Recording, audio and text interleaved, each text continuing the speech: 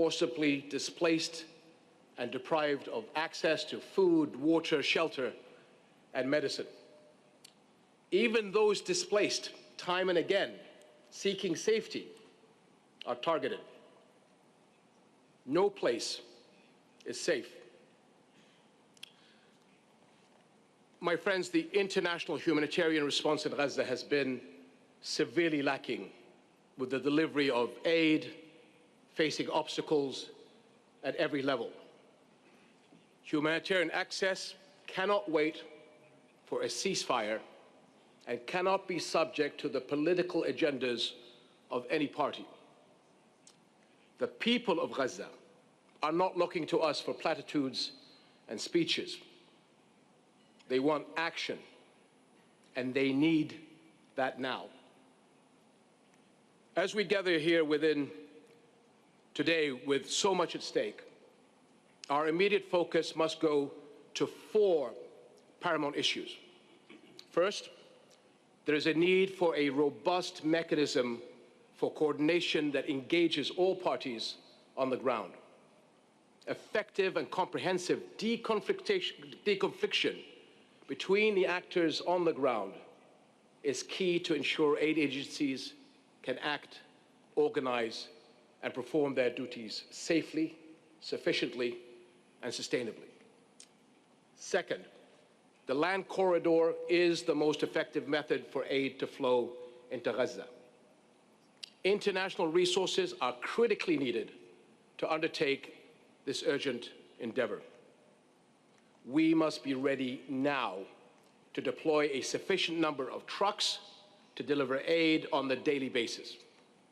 Hundreds of trucks are needed within Gaza, and many, many more are needed to effectively operate a sustained flow of assistance through the land routes to Gaza. We cannot wait months to mobilize these resources for action. What we have today is simply far from what we need. Nevertheless, Jordan will continue sending assistance along with international organizations and donors by land despite the impediments.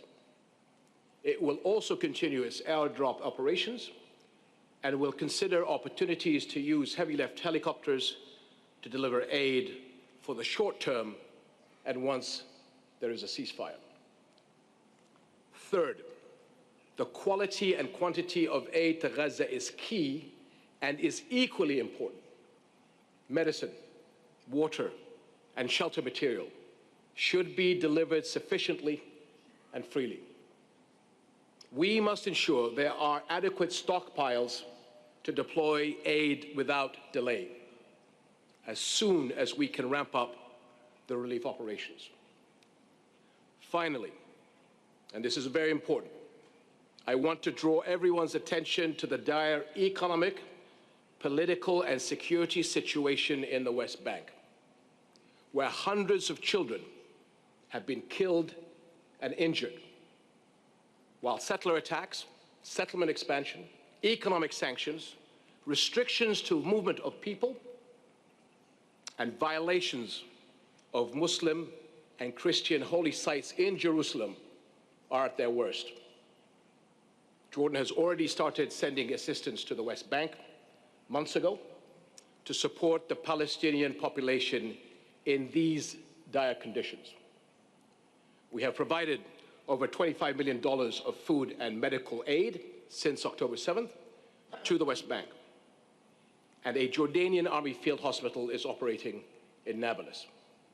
This is in addition to almost $75 million direct Jordanian assistance to Gaza since the war began, where we also operate 2 medical field hospitals in the north and the south. And here again, we must warn that without the action of everyone present today, West Bank tensions could escalate into a larger conflict that will leave a far more devastating impact on the region. My friends, we cannot abandon Gaza. It should be everyone's priority, because history will judge us by our actions. It is a test of our humanity and sincerity. Thank you very much.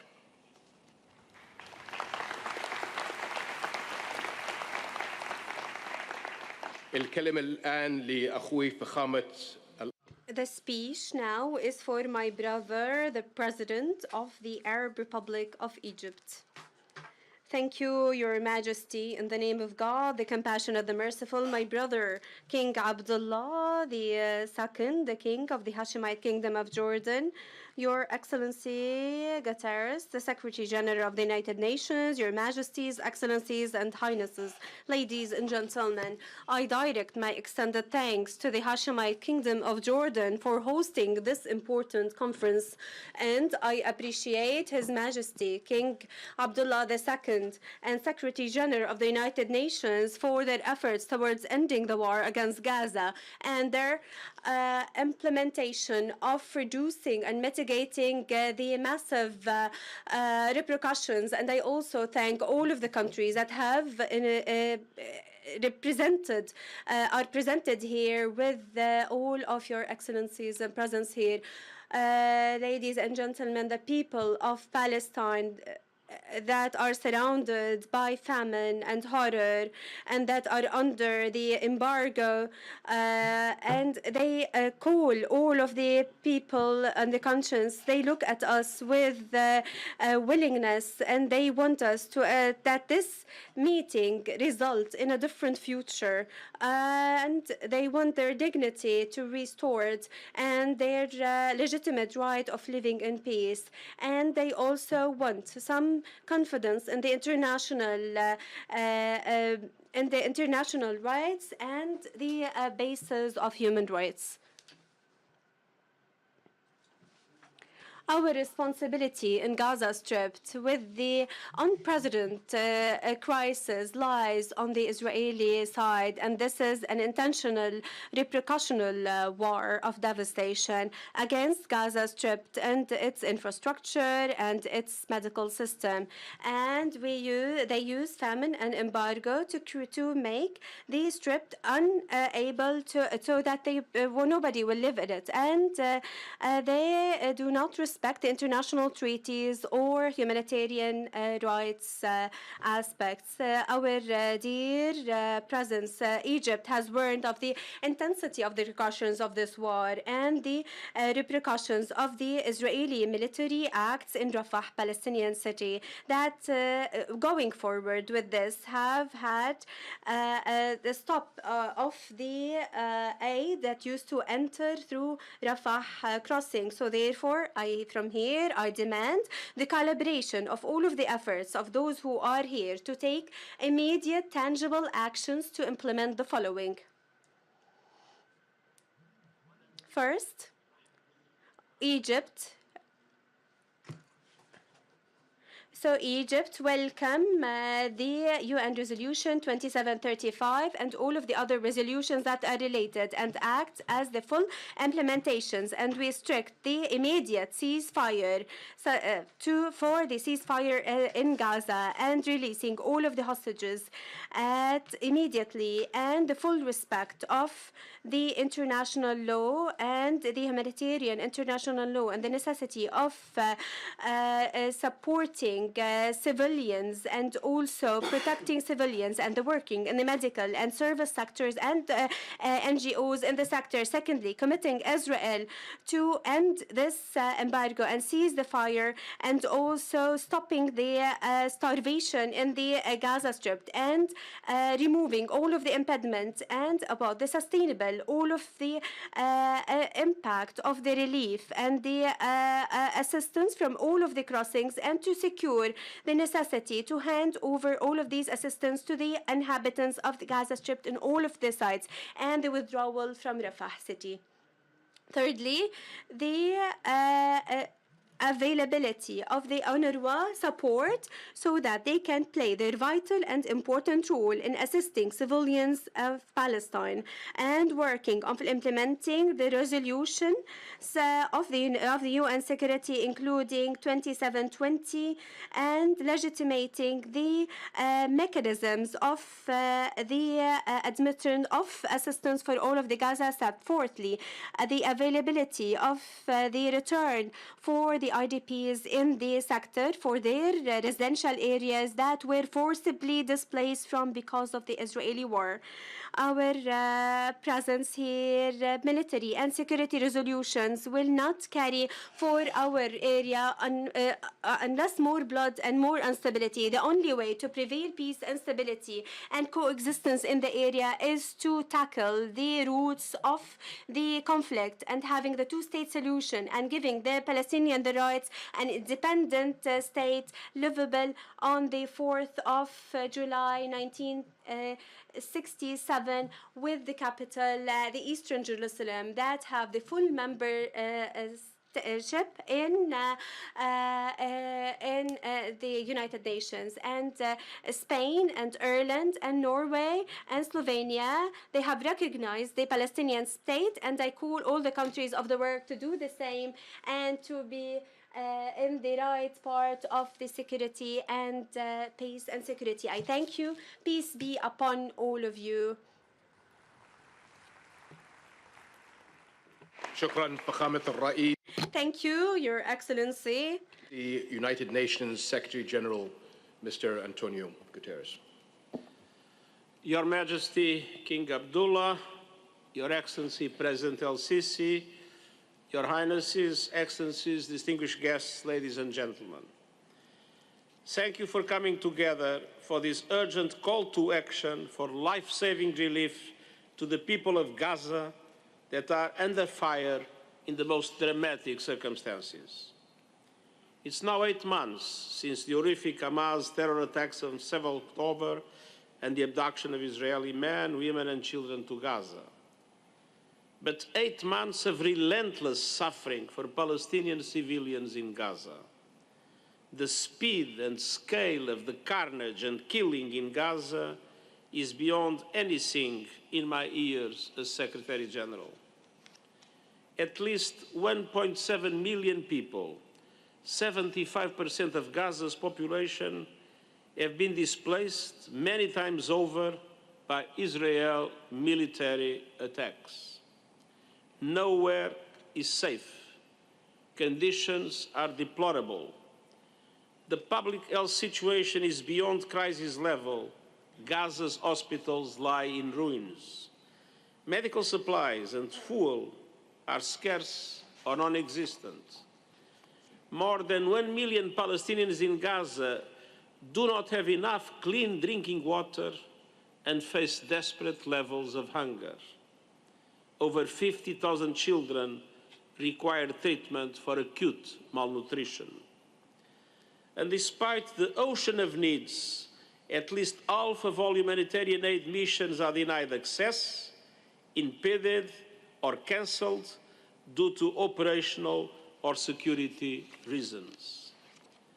On top of all these, since the attack on the Rafah border crossing 1 month ago, the flow of critical humanitarian assistance to the people of Gaza, which was already woefully inadequate, has plummeted by 2/3.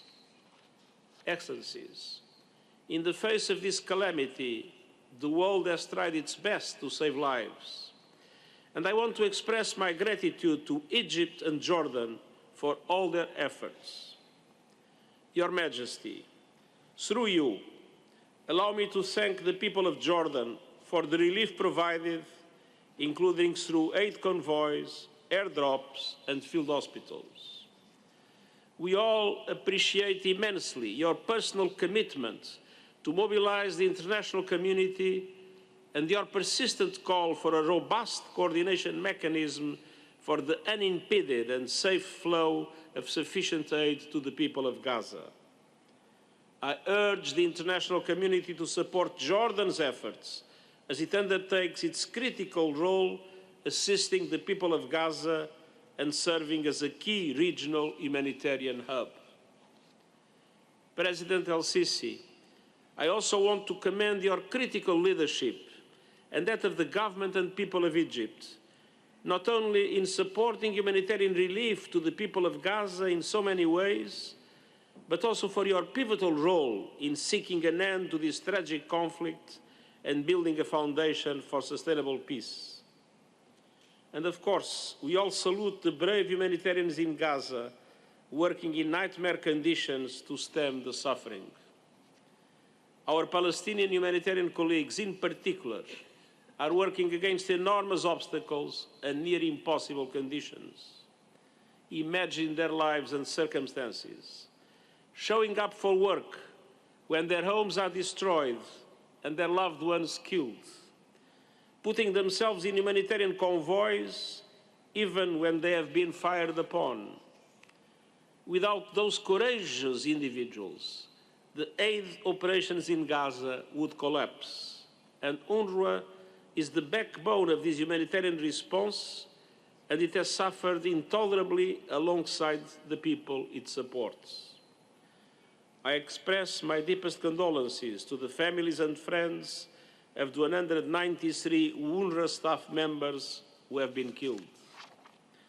There must be full accountability for each and every one of these deaths. Attacks on UN personnel and premises are unacceptable.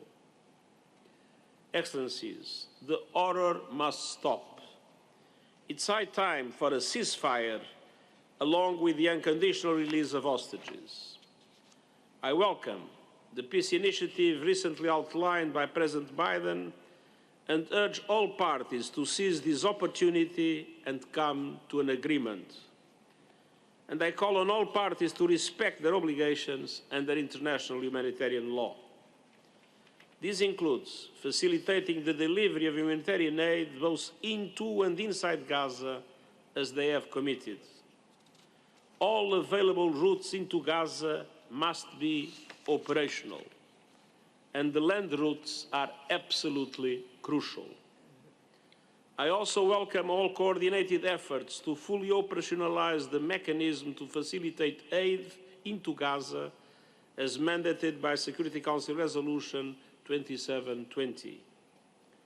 The work of the Senior Humanitarian and Reconstruction Coordinator to accelerate and expand the rollout of the mechanism remains critical. I commend governments and people across the region and the world for supporting it. The security of UNRWA and our humanitarian partners is vital to moving life-saving aid over the border and where it needs to go within Gaza. Deliverers require safe routes and effective deconfliction mechanisms to ensure their security. They require unimpeded access for security and communications equipment, commensurate with the risks of working in a war zone. They require immediate efforts to clear routes inside Gaza, which are littered with mines and unexploded ordnance. Civilians must be allowed to seek safety, and civilians and the infrastructure they rely on must never be militarized or targeted.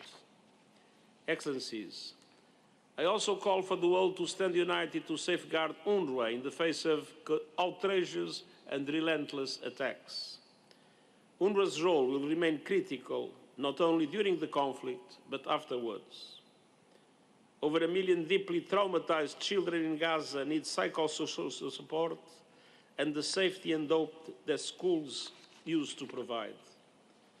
Around 60% of all residential buildings and at least 80% of commercial facilities have been damaged by Israeli bombardment. Health facilities and educational institutions are in rubble. Only UNRWA has the capacity, skills and networks needed to support the Palestinian people to face the immense challenge on health, on education, and so much more.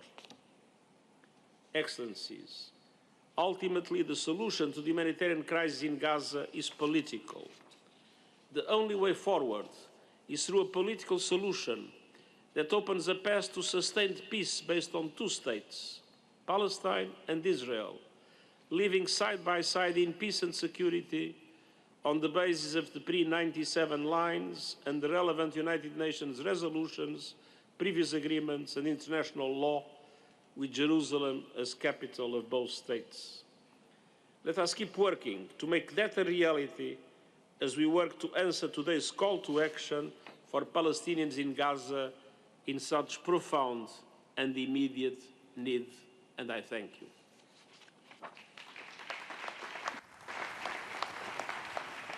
Thank you, Mr. Secretary-General. الكلمة الآن لسيادة الأخ محمود عباس رئيس دولة فلسطين. بسم الله الرحمن الرحيم.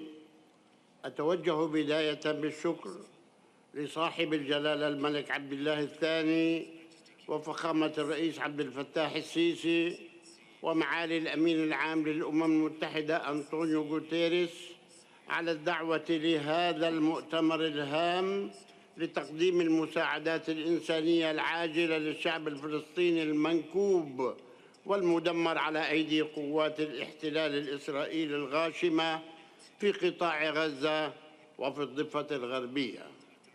كما وأشكر جميع القادة وممثلي الوفود والدول والمنظمات المشاركة على تلبيتها نداء الاستغاثة هذا لتقديم ما يمكن من مساعدات إنسانية علها تبلسم جراح وآلام شعبنا المعذب في مخيمات النزوح وتمده بوسائل الإيواء والمياه والكهرباء والخدمات الطبية تمهيداً لعودته لمناطقه التي أجبر returning to the places where they were asked to forcibly displace, and the return for our children, for universities and schools after being rehabilitated. Yes, my dear colleagues, isn't it time yet to stop what our people have been facing since Gaza Strip, since 8 months, since genocide, starvation, and deprivation from the minimum human rights?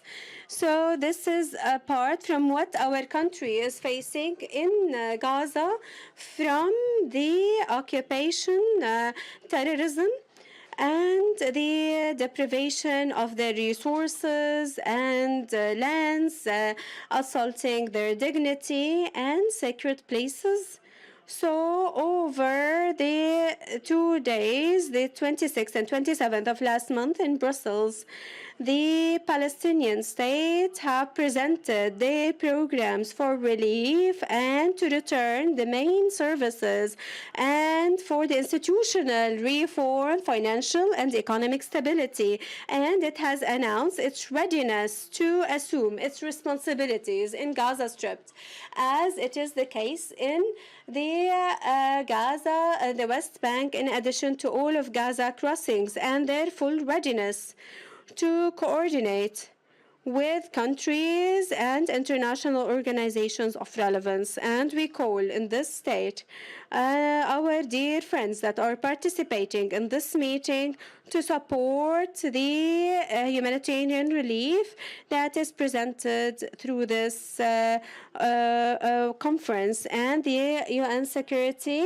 and all of the international community is high to pressure Israel to open all of the land crossings to Gaza Strip and to hand it over to the new government, to enter all of the relief aid and all of the sheltering and also working on services. And prior to that, we should continue to exert all of the efforts for the ceasefire immediately and constantly, and the withdrawal of all of the Israeli occupation from Gaza Strip, to open all of the field, to have the state of Palestine assuming its full responsibility and authority, in addition to releasing the confiscated Palestinian funds by Israel.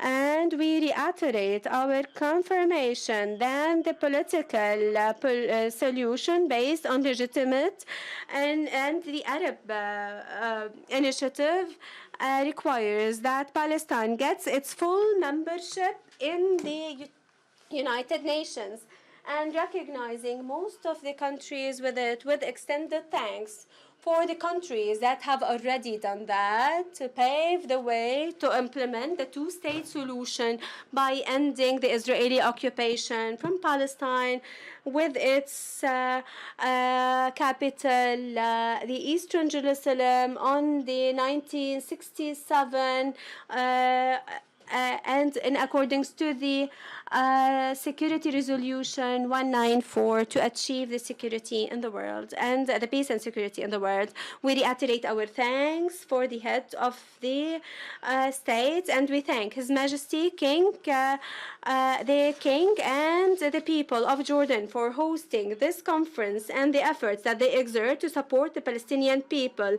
Extend the thanks also for His Excellency al-Sisi for their efforts that they exert for all of what is related to the Palestinian people. We reiterate our thanks for the presidents and the heads of the delegations for their participation and their assistance and their stances, and for you, Your Excellencies, Your Majesty, and all of the extended thanks for this important conference. Peace be upon all of you. Shukran, Siyat Rais. Thank you, Your Excellency. His Excellency UN Under Secretary-General for Humanitarian Affairs and Emergency Relief Coordinator, Mr. Martin Griffiths.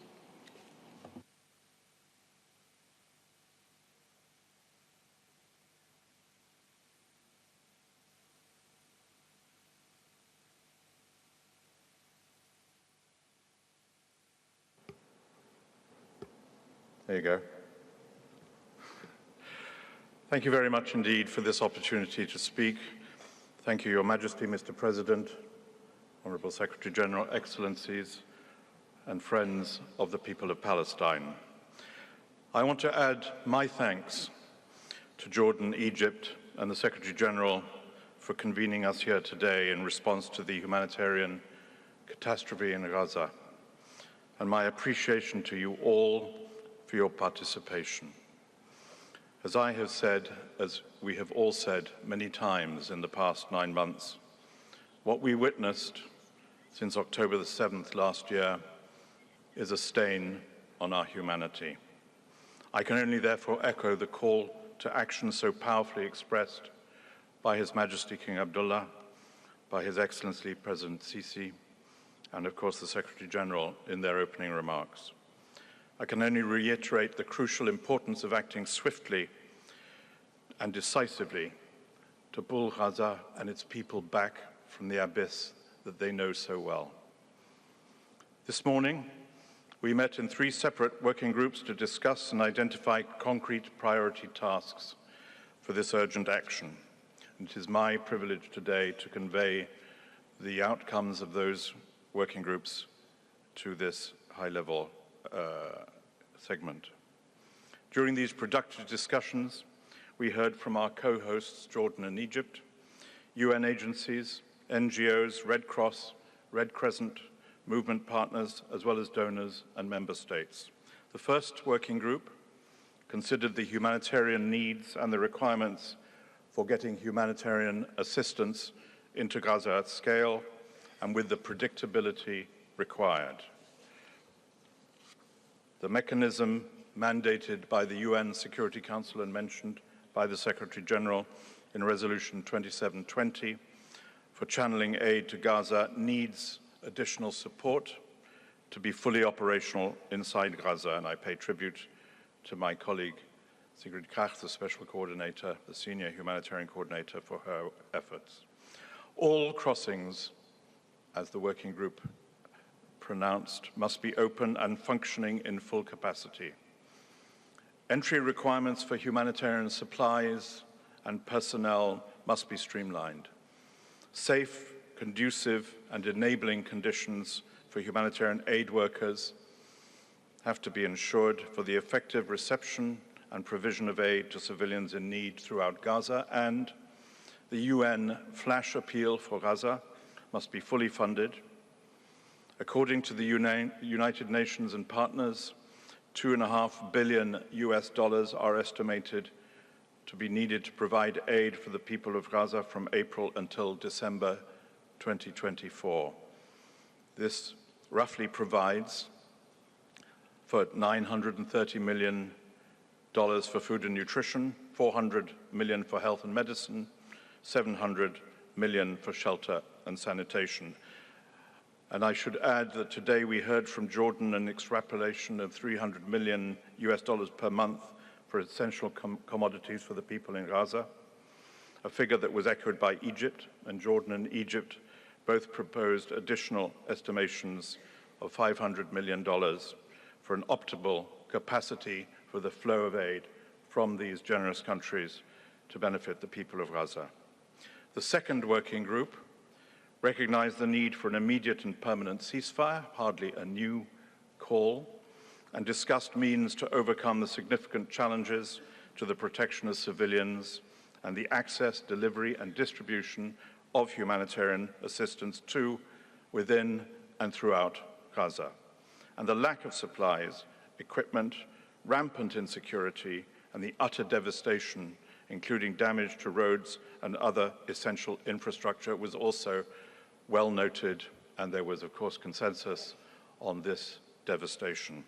There was a unanimous horror at the vast toll of death, injury, destruction, displacement, serial displacement, trauma and deprivation suffered by the people of Gaza in just 9 months, as well as the horrendous toll on humanitarian and including United Nations workers, of course from UNRWA in particular, which exceeded the death toll across the whole world in the past 12 years combined. What is clear to us is that while we will, as humanitarians, continue to find concrete solutions to the challenges to aid delivery, we need a fundamental shift in our operating environment, which needs to ensure safe, conducive, and enabling conditions for humanitarian aid workers, and we need our operations to go from being obstructed to being facilitated. So, of course, we call on the parties to uphold their obligations under international humanitarian law. We reaffirm the essential role of UNRWA, whose staff and premises have been and continue to be and will be the backbone of the humanitarian operation.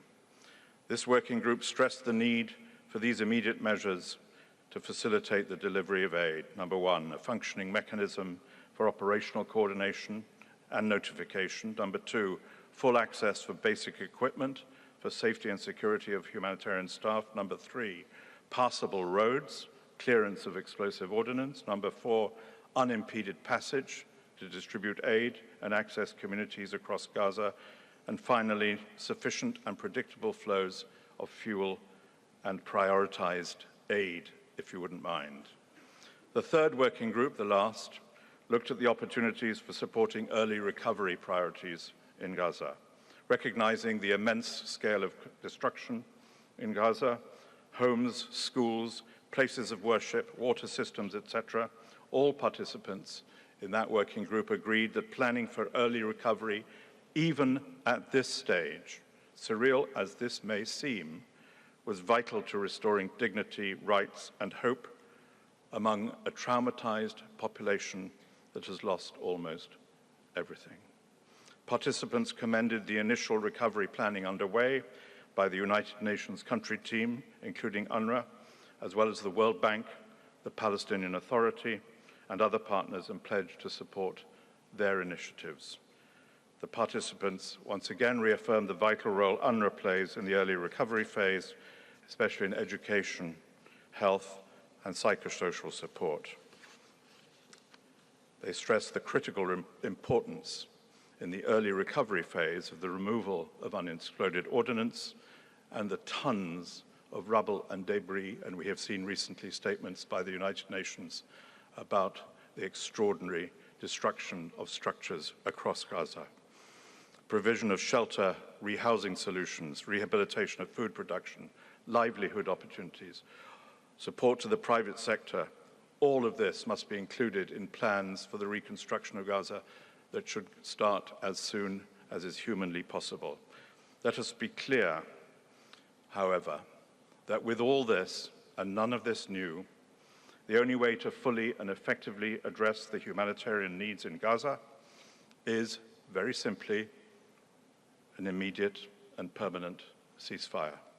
Your Majesty, Mr. President, Mr. Secretary-General, Excellencies, ladies and gentlemen, our collective humanity is still at work. Acting on the outcomes of this conference, it is our solemn task, I suggest, to harness some of that humanity, meet our responsibilities, and bring finally an end to the travesty that has brought such misery to the people of Gaza. I ask your support in all the follow-up actions that have been identified. Thank you very much.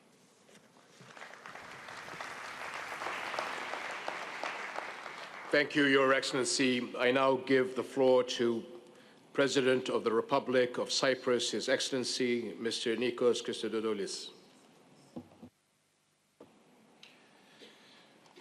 Your Majesty, President Sisi, Secretary-General, Excellencies, at the outset, I would like to thank His Majesty King Abdullah for hosting us a few days after Jordanians mark the 25th anniversary of your accession to the throne, and I congratulate Your Majesty for your Silver Jubilee.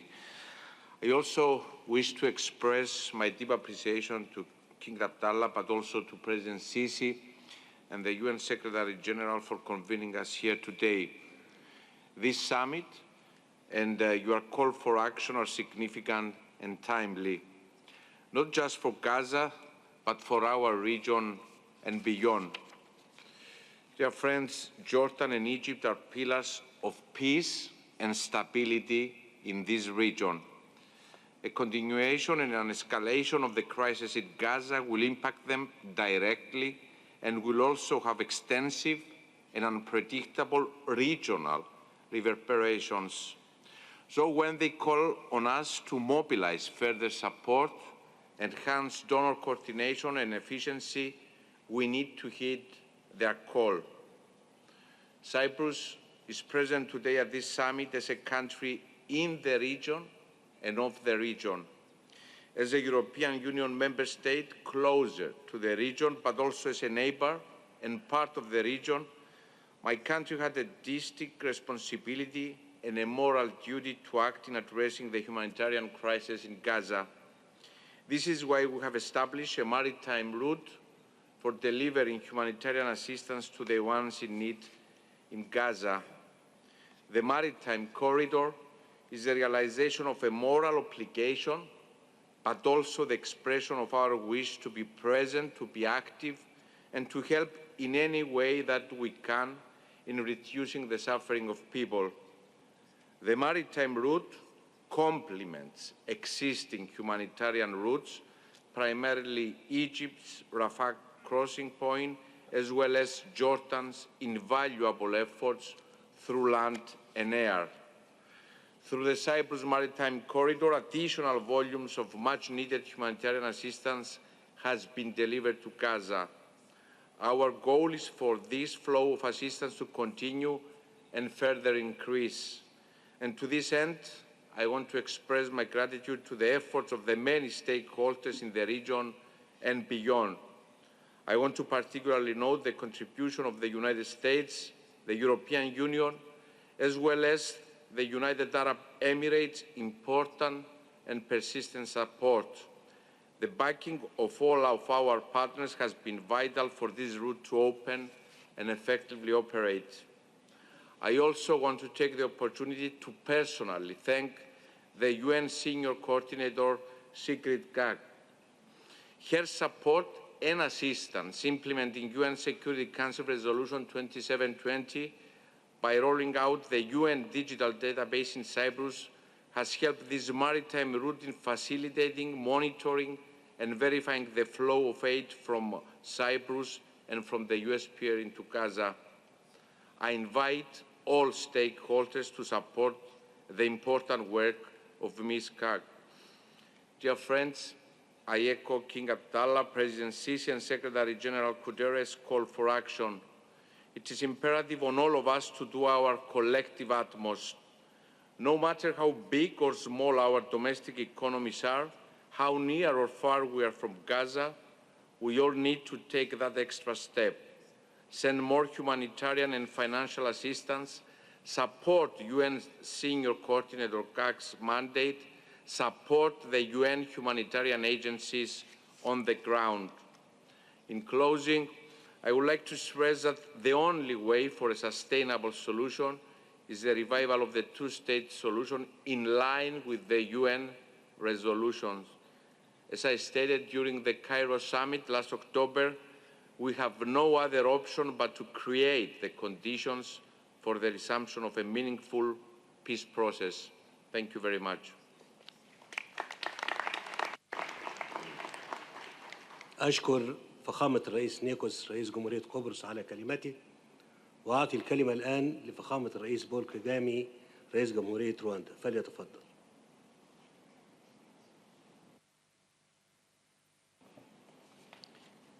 Your Majesty, King Abdullah II of the Hashemite Kingdom of Jordan, Excellency Abdel Fattah al-Sisi, President of the Arab Republic of Egypt, Excellency António Guterres, United Nations Secretary-General, Excellencies, heads of state and government, distinguished heads of delegation, heads of international organizations, ladies and gentlemen.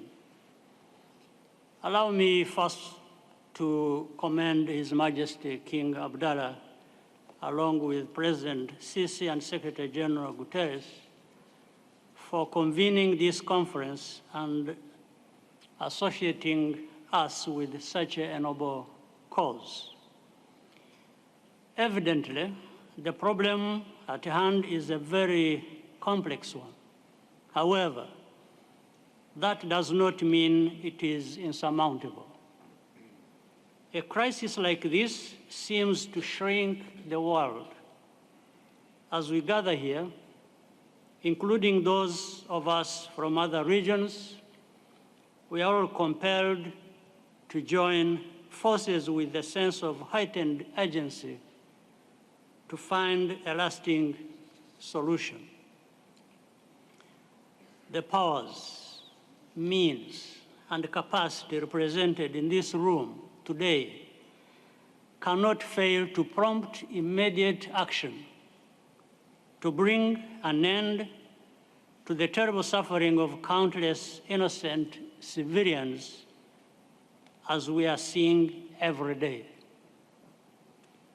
It moves us deeply, and we are here to offer our modest contribution to the tireless diplomatic and mediation initiatives of various countries and organizations to achieve a ceasefire in Gaza.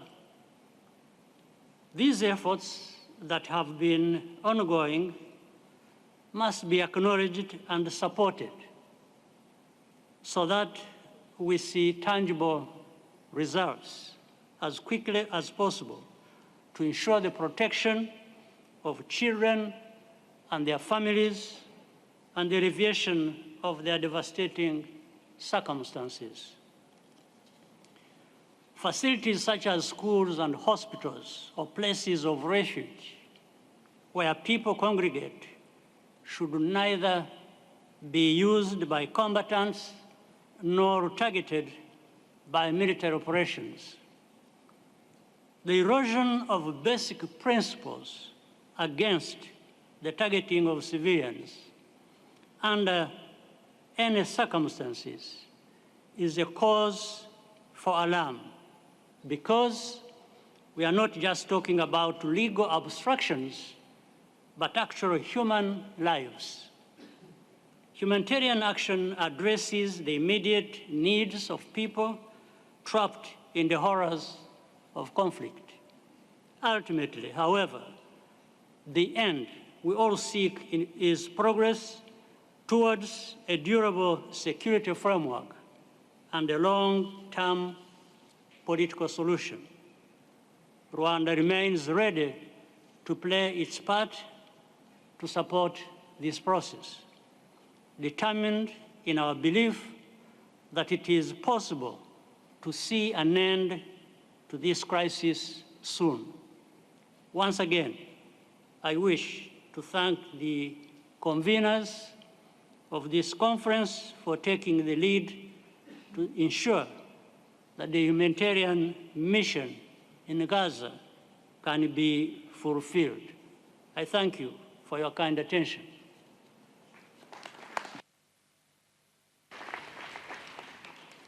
أشكر فخامة الرئيس بول كوجامي وأعطي الكلمة الآن لفخامة الرئيس فيليبي نيوس رئيس جمهورية موزمبيق فليتفضل. I will do it in Portuguese.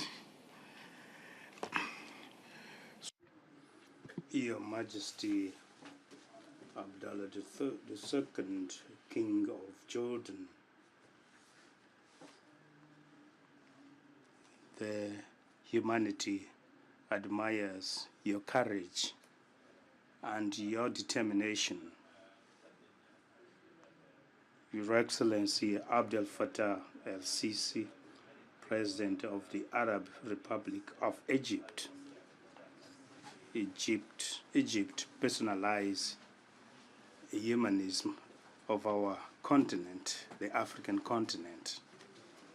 Your Excellency António Guterres, United Nations Secretary-General. Your Excellencies, distinguished comrades and friends from Palestine, distinguished delegates, on behalf of the Mozambican government, we would like to congratulate Your Excellencies for the initiative to convene the conference on call for Africa Urgent Humanitarian Response for Gaza, and we are grateful for the invitation extended to us to attend it.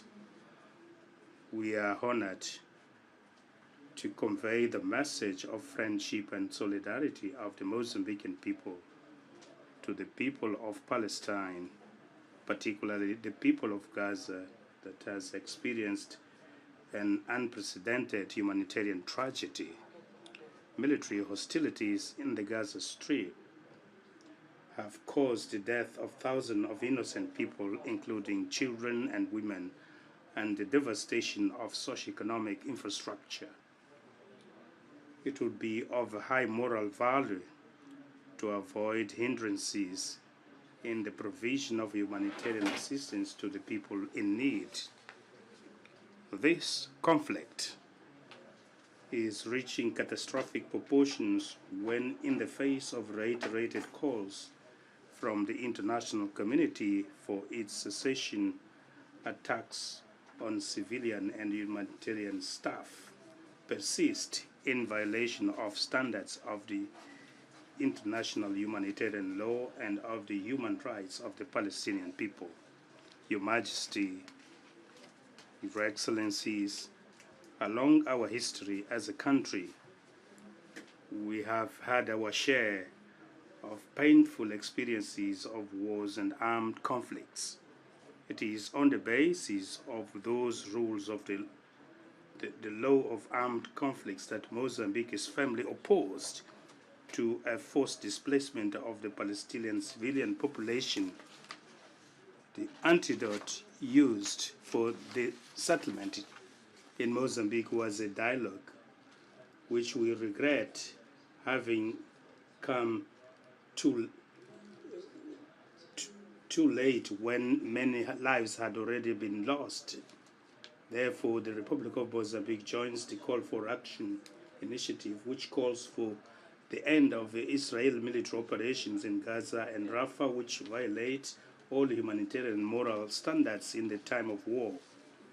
We underscore in this regard the binding nature of various United Nations Security Council resolutions where we are non-permanent members, and we call in particular for the immediate implementation of obligation of Resolution 2728 to 2730 of May 2024 on the protection of humanitarian and United Nations personnel, their installation and assets, which we have presided.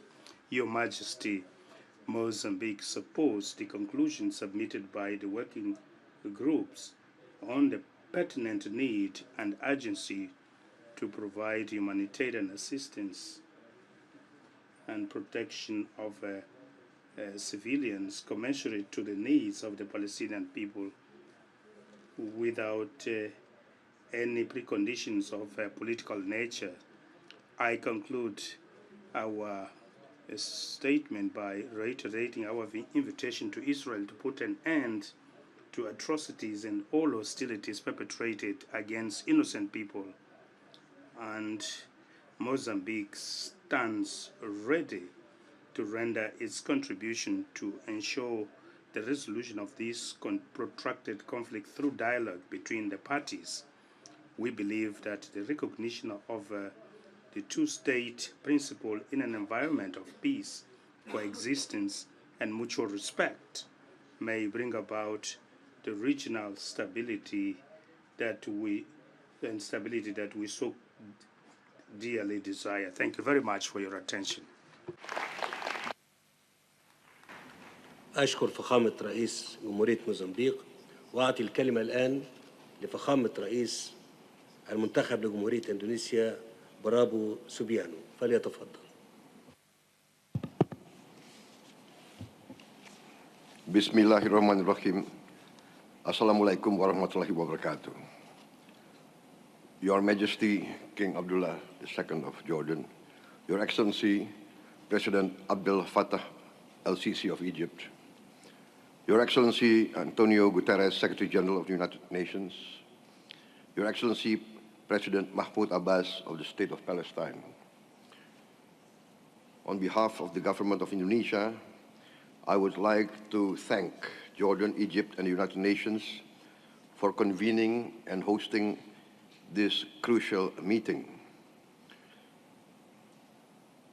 The government of Indonesia and the people of Indonesia express once again the strongest support for an independent and sovereign Palestine as the real solution to this conflict in Palestine and in Gaza.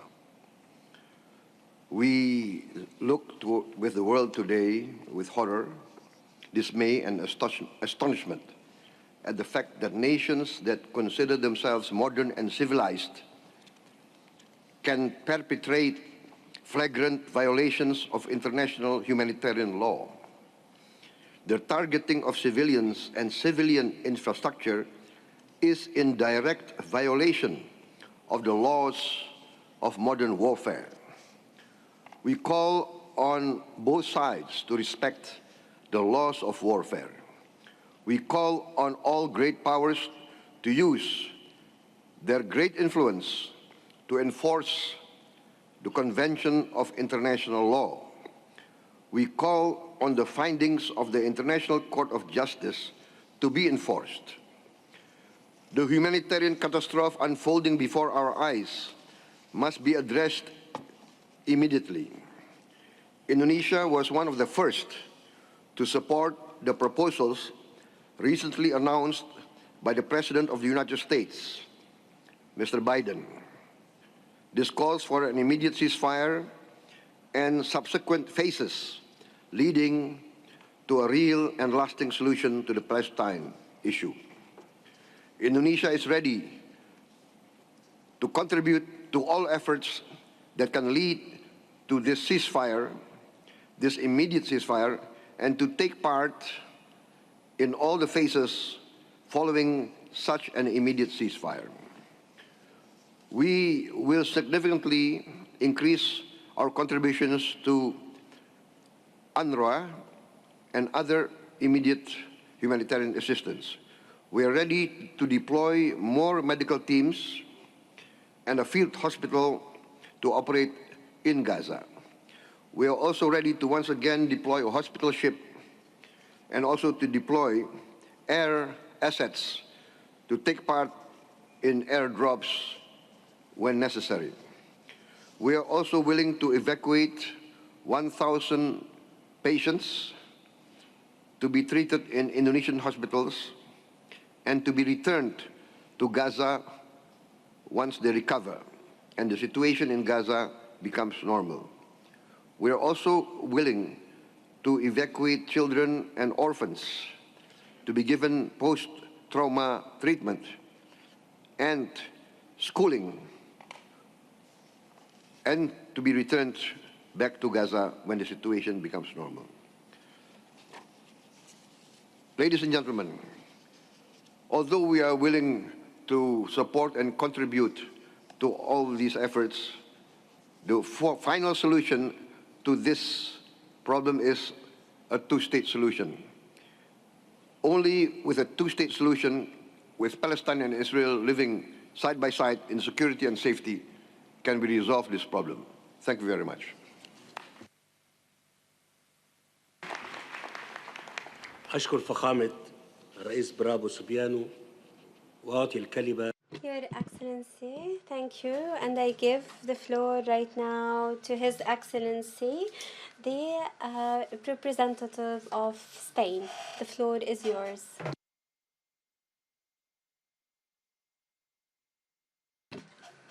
Al-Sisi, Secretary-General of the United Nations, Excellencies, dear colleagues, thank you very much, Your Majesty, for convening this meeting at such a crucial moment. 8 months after the beginning of the conflict, the situation is more critical than ever. I do not need to remind this room of the tragedy that keeps unfolding not far from where we stand. And I would like to start by welcoming the adoption of the UN Security Council Resolution 2735 last night, supporting the United States proposal for a ceasefire. For months, we have called for an immediate ceasefire, the access of humanitarian assistance and the release of hostages. Now we call Hamas and Israel to act in a responsible manner and seize the new opportunity in front of us, which is the result of the endless and commendable efforts of the United States, Qatar, and Egypt. We must increase the pressure for a ceasefire to be agreed. Moreover, urgent action to deliver a humanitarian response for Gaza is needed. So let me outline 3 proposals on what we should do together. First, we must significantly increase humanitarian assistance and aid flows to Gaza, and we must make sure that it can enter the street and reach those in extreme need. In 2023, my country, Spain, tripled its support to Palestine. It amounted to over 50 million euros, including humanitarian and development funding, and our commitment to Palestine will continue and intensify through 2024. I'm pleased to announce that Spain will mobilize this year an additional package of 16 million euros in support for Palestine. We will also support the mechanisms established by the UN Security Council Resolution 2720 to increase humanitarian aid to Gaza. And in this context, I would like to reiterate Spain's firm support to the United Nations. Especially, we need to maintain or even increase our support to UNRWA, which must be fully operational in Gaza. Its work is more essential now than ever, even before. Second, we have to defend compliance with international law. Gaza's humanitarian catastrophe is seriously undermining international law, international humanitarian law, the multilateral system, and the rules-based international order. The parties must comply with the provisional measures issued by the International Court of Justice, which call for a halt of the military offensive over Rafah and ask for unhindered provision of humanitarian aid. These provisions are legally binding for every member of the international community. However, it is evident that they are not being respected. And in this context, Spain has decided to take part in the proceedings initiated by South Africa in the International Court of Justice. International law must prevail. Third, development aid should also support the Palestine Authority. Humanitarian action, early recovery, and reconstruction of Gaza are different phases of a process that we enhance here today, and that must ultimately contribute to a Palestine state and the implementation of the two-state solution. Excellencies, as you know, my country, Spain, along with others, Ireland, Norway, Slovenia, recognized the state of Palestine over the past 2 weeks. It is not a symbolic gesture, and it is certainly not against Israel. A Palestine state is the best security guarantee for Israel and for the region. Exactly 2 weeks ago, I stood in front of Spanish citizens to explain that peace, justice, and coherence are the basis of our historic decision. Today, I stand in front of you convinced that our peoples expect from us that we all, collectively, advance towards concrete results and actions to stop the suffering in Gaza and build a better future of peace in the Middle East. Thank you.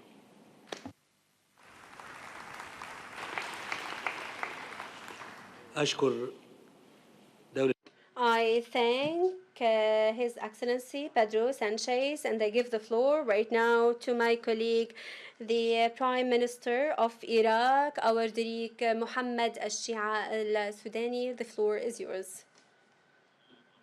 In the name of God, the compassionate, the merciful, Your Majesty Abdullah II, King of the Hashemite Kingdom of Jordan, His Excellency President Abdel Fattah al-Sisi, President of the Arab Republic of Egypt, His Excellency António Guterres, Secretary-General of the United Nations, representatives, Your Majesties, Excellencies, and Highnesses, ladies and gentlemen, peace be upon all of you.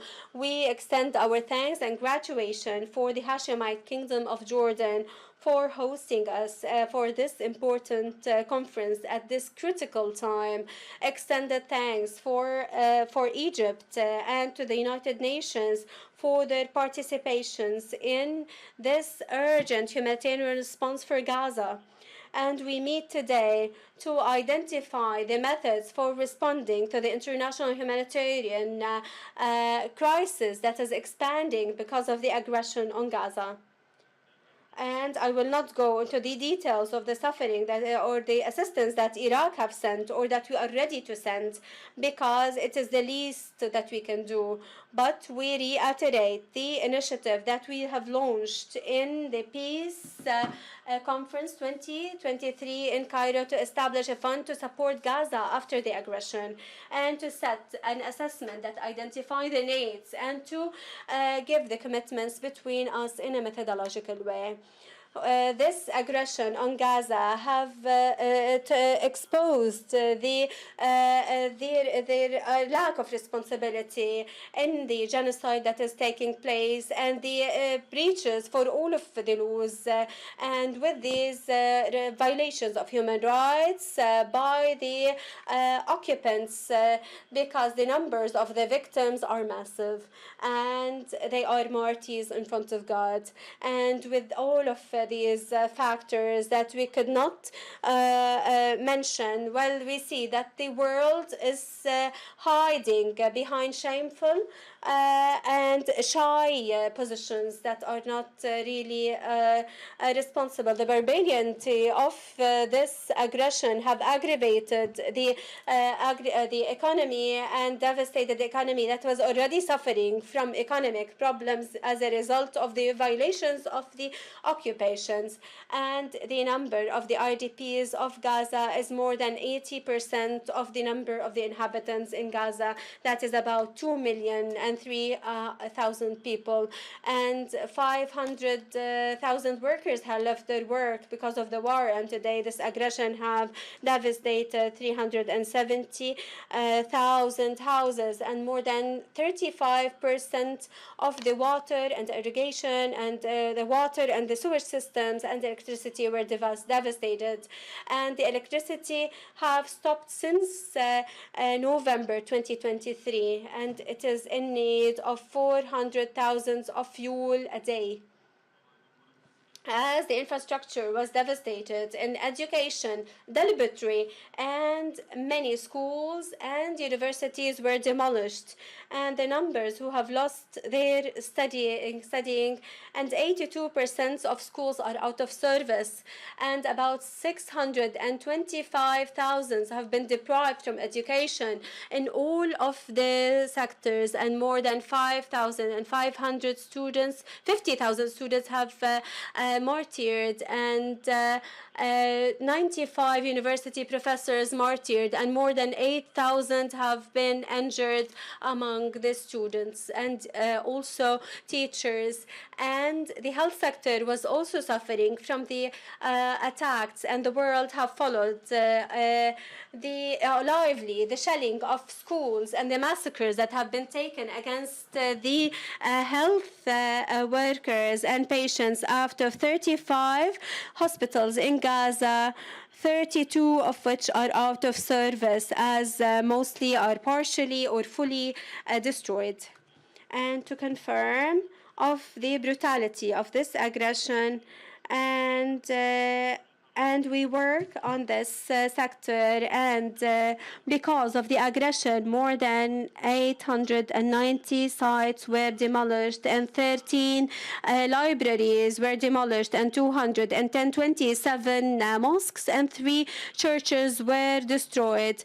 This was listed based on the aggression that is happening and the violation of human rights, and for fulfilling the war crimes and genocide and crimes against humanity that were practiced through famine and displacements against the Palestinian people, and it have aggravated its misery because of the lack of food and security and loss of fuel and water, and the occupation have closed all of the borders and did not allow the entrance of aid. Many countries have communicated with us to collaborate all of the efforts to stop this aggression and to stop its expansion, but these countries are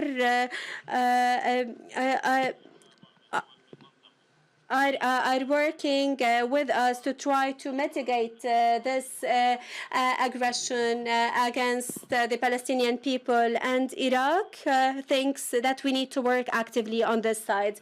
I believe that the only method in front of us all is to work on the ceasefire first, to stop the expansion of the struggle and to end the crimes that are being exerted against the people of Gaza, and then working fully to try to restore the Palestinian people and restoring all of their human rights and legal rights to have their independent land and with the capital Jerusalem. And if we want to be true in stopping this aggression, we have to tackle this aggression against the people, and to support the presence of the Palestinian state, and to try to support all of the countries to complete that. And we salute Spain, Norway, Slovenia, and also the United Nations and UNRWA. We salute them to try to mitigate this misery of people. And finally, perhaps the responses in the popular world, in the Islamic and the Arab world, are not up to date for what is happening. However, we have a point of view that is different, because this will aggravate to the new extremism that will affect our security in our countries and will destabilize the stability and peace in the region. The size of these crimes and genocide that have taken place against humanity have made us lose our faith in the humanitarian rights, and this was supposed to be based on the systems that is just, and this will have a massive value that will be shouldered by countries that see that they have established the system, but it is not working right now. It struck us the way of handling the international and criminal court, and how could these countries. And in this part, we request of all states to respect the UN resolutions and also the resolutions of the High Court. at the end here. We are seeking for the positive results of this summit and this conference in regard of providing the people of Gaza with the humanitarian needs that they deserve. Thank you, ladies and gentlemen.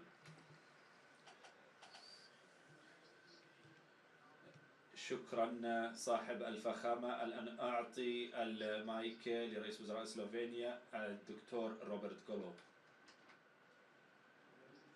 صاحب الجلالة الملك عبد الله، صاحب الفخامة الرئيس عبد الفتاح السيسي، الأمين العام غوتيريس، أصحاب الفخامة والسعادة، فنحن نرى الآن أمام عيوننا المعاناة أمام And I would like to express our sincere respect and gratitude for our hosts to gather us here, but also our sincere gratitude and respect to the Kingdom of Jordan, to the State of Egypt, and all the UN agencies for their support and aid that are providing on the ground to the suffering people of Palestine and Gaza. I would also like to express our support to what has been already said by Prime Minister Sanchez. I will not try to reiterate his points. However, I'm pretty sure that to all of you and to all of us, there is one question that is always on our mind. How can each of us, individually or collectively, do more?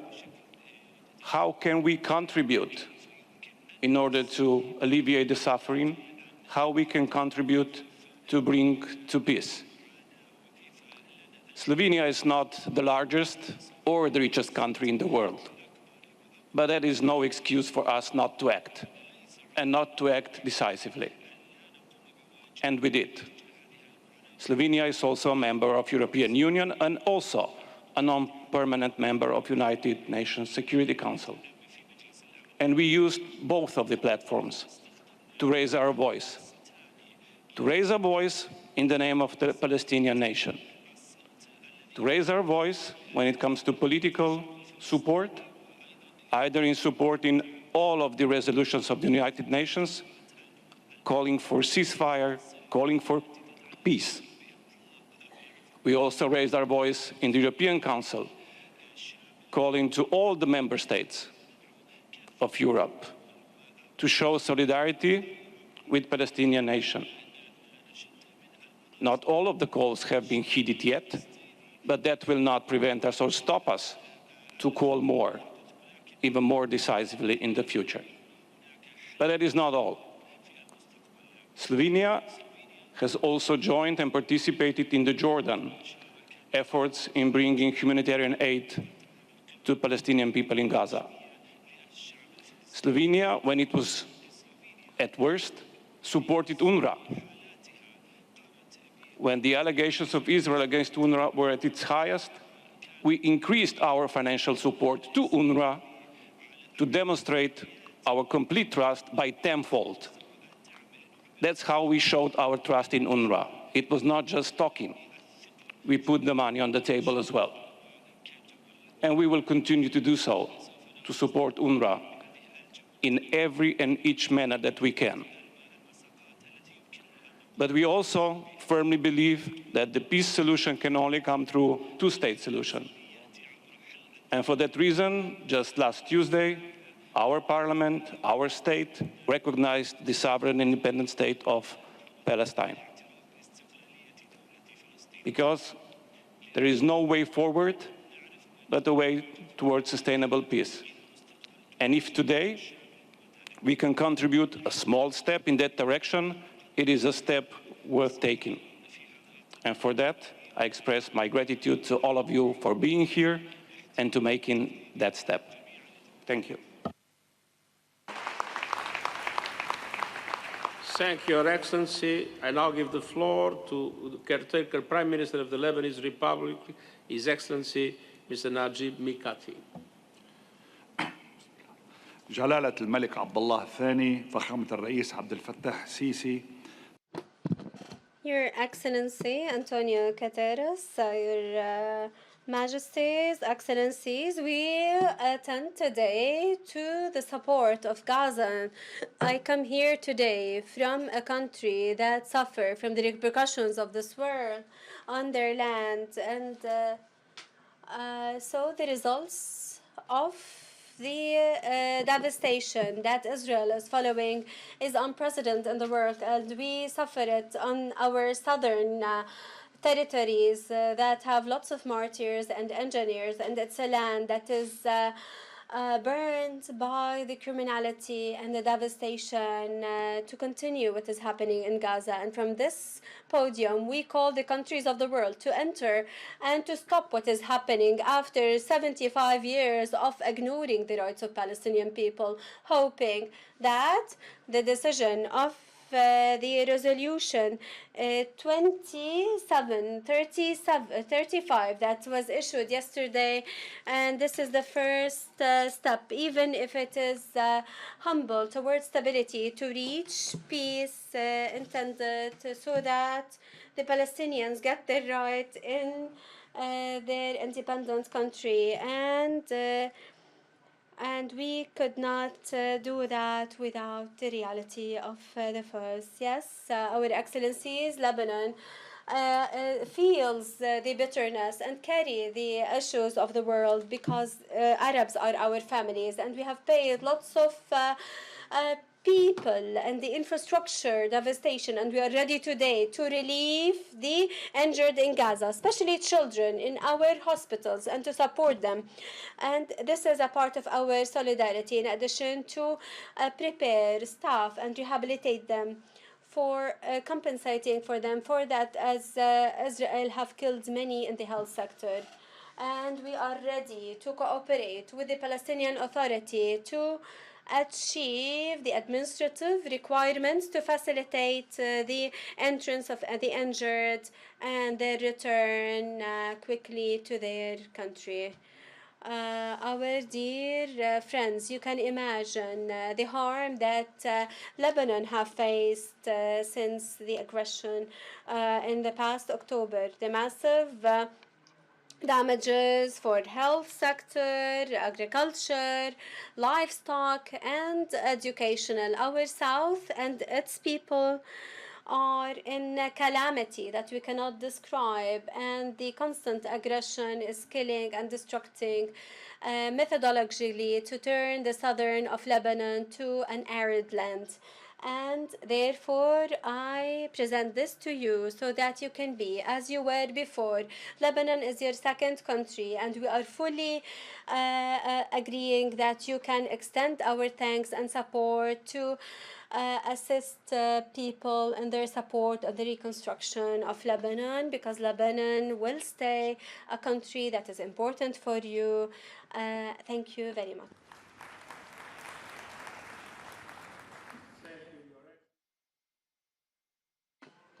Head of the government of the Kingdom of Morocco, His Excellency Mr. Aziz Akhanouch.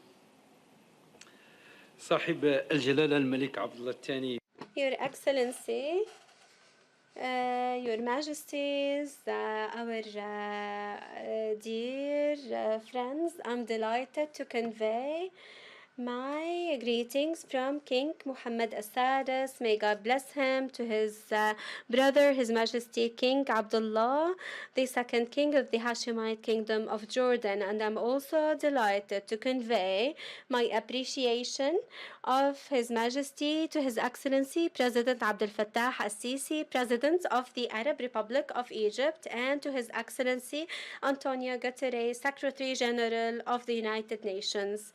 Well, what is happening in Gaza right now, it is not only numbers for the numbers of the civilians, casualties, and the destruction, or reports about the massiveness of the situation on the ground. What is happening in Gaza is a real tragedy that is unprecedented, and it is more than 1,300,000 people are living in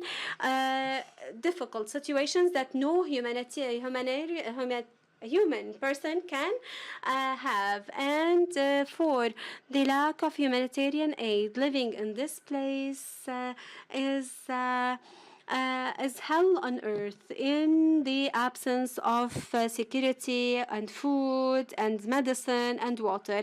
Out of our responsibility, and as the King Mohammed Al-Sadis, as heading the Palestine Committee, he have asked urgent needs for our friends in Gaza and in Jerusalem, and to present educational scholarship for the students that are studying in Moroccan universities and institutions. And Morocco is fully ready to continue presenting support for our Palestinian brothers, our dear friends and colleagues. The support for relief for people should not be only restricted to policies and conflict.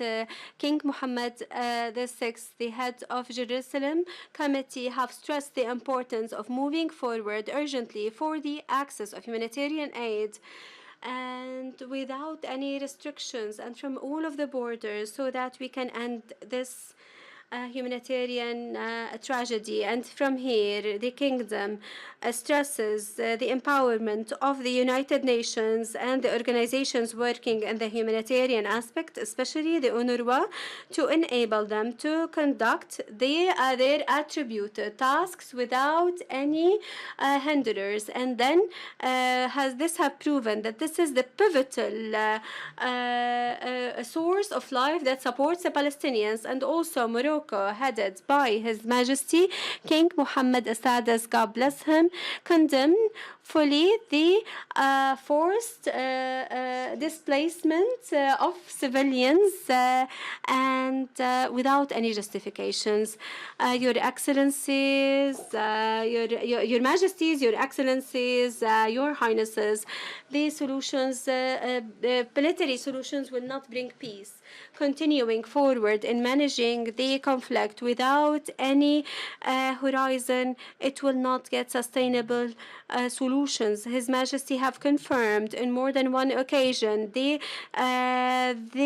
support of the Moroccan country to support the Palestinian people in having an independent country on the borders of July 1967 with the Eastern Jerusalem capital as based on the two-state solutions. And negotiation is the only way to achieve comprehensive and just peace, to avoid the repetition of such a tragedy. And in this context, the Moroccan country headed by King Mohammed VI, we support all of the suggestions that is aiming at a ceasefire permanently in Gaza and the admittance of the assistance and protecting civilians. And we call at handling positively to stop more bloodshed and to create solutions to the two-state solution. Thank you very much. Thank you, Your Excellency. I now give the floor to the President of the European Council, His Excellency, Mr. Charles Michel. Your Majesty, King Abdullah, dear President al-Sisi, dear Secretary-General António Guterres, Excellencies. First of all, let me thank you for convening this important conference here in Jordan. A lot has happened since the Cairo Peace Summit last October, organized by President al-Sisi. And that's why today's conference is so vital. Ladies and gentlemen, the EU was born from the ashes of World War II, a horrific humanitarian disaster. Since then, we have built our union on the principles of human dignity, international cooperation, and international humanitarian law. Each civilian life matters, always and everywhere. And that's why, from day one, we have condemned Hamas' brutal attack against the people of Israel last October, and we also condemn the loss of each civilian life and the horrendous suffering and humanitarian disaster in Gaza.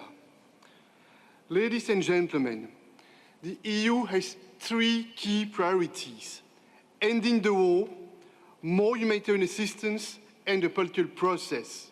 First, ending the war in Gaza and ensuring the protection of all civilians. Every day without a ceasefire is another day of blood and death. We call for an immediate ceasefire, the unconditional release of all hostages, and the provision of humanitarian assistance. Since March, we have urged the Israeli government not to undertake a ground operation in Rafah. The orders of the International Court of Justice must be respected, and we strongly support the three-phase approach, starting with a ceasefire and the release of hostages as endorsed by the UN Security Council yesterday. Second point, we must address the catastrophic humanitarian situation in Gaza and the magnitude of the disaster. According to sources, over 37,000 Palestinians have been killed and nearly 85,000 injured. 75% of the population in Gaza is internally displaced with nowhere safe to go, and this war has also been a nightmare for the children of Gaza. 17,000 of them are separated from their families, many are orphans, many have had limbs amputated, often without proper medical condition. Each of these numbers represents a human life, and each is absolutely heartbreaking. And all this suffering is happening just a couple of 100 kilometers from here. Ladies and gentlemen, we cannot and we do not forget the West Bank, and we call for an immediate halt to violence there and in East Jerusalem. I would like to thank key partners, especially Jordan and Egypt, for your leadership in providing humanitarian relief, as well as the United Nations. Since the outbreak of the crisis, the EU, together with our member states, we have provided nearly 800 million euros in humanitarian aid for Palestinians, and we have coordinated the delivery of over 2,500 tons of in-kind assistance, and I would like to commend the role played by our EU Commissioner, Janez Lenarčič, who is here with us today. Ladies and gentlemen, UNRWA is not a terrorist organization, and we do not accept any attempt to label it as such. We will continue to support them together with our member states, and we also pay tribute to all aid workers who risk their lives to help others, and many have paid the ultimate price. Dear friends, our third priority is about the future, a more peaceful future. We have no choice but to look beyond today's darkness to an urgent settlement based on the two-state solutions. And there is one lesson learned. Security without peace is not security. Peace is the best and lasting security guarantee for both Israelis and Palestinians. We have consistently supported the two-state solution, and we support the Palestinian Authority and its reforms.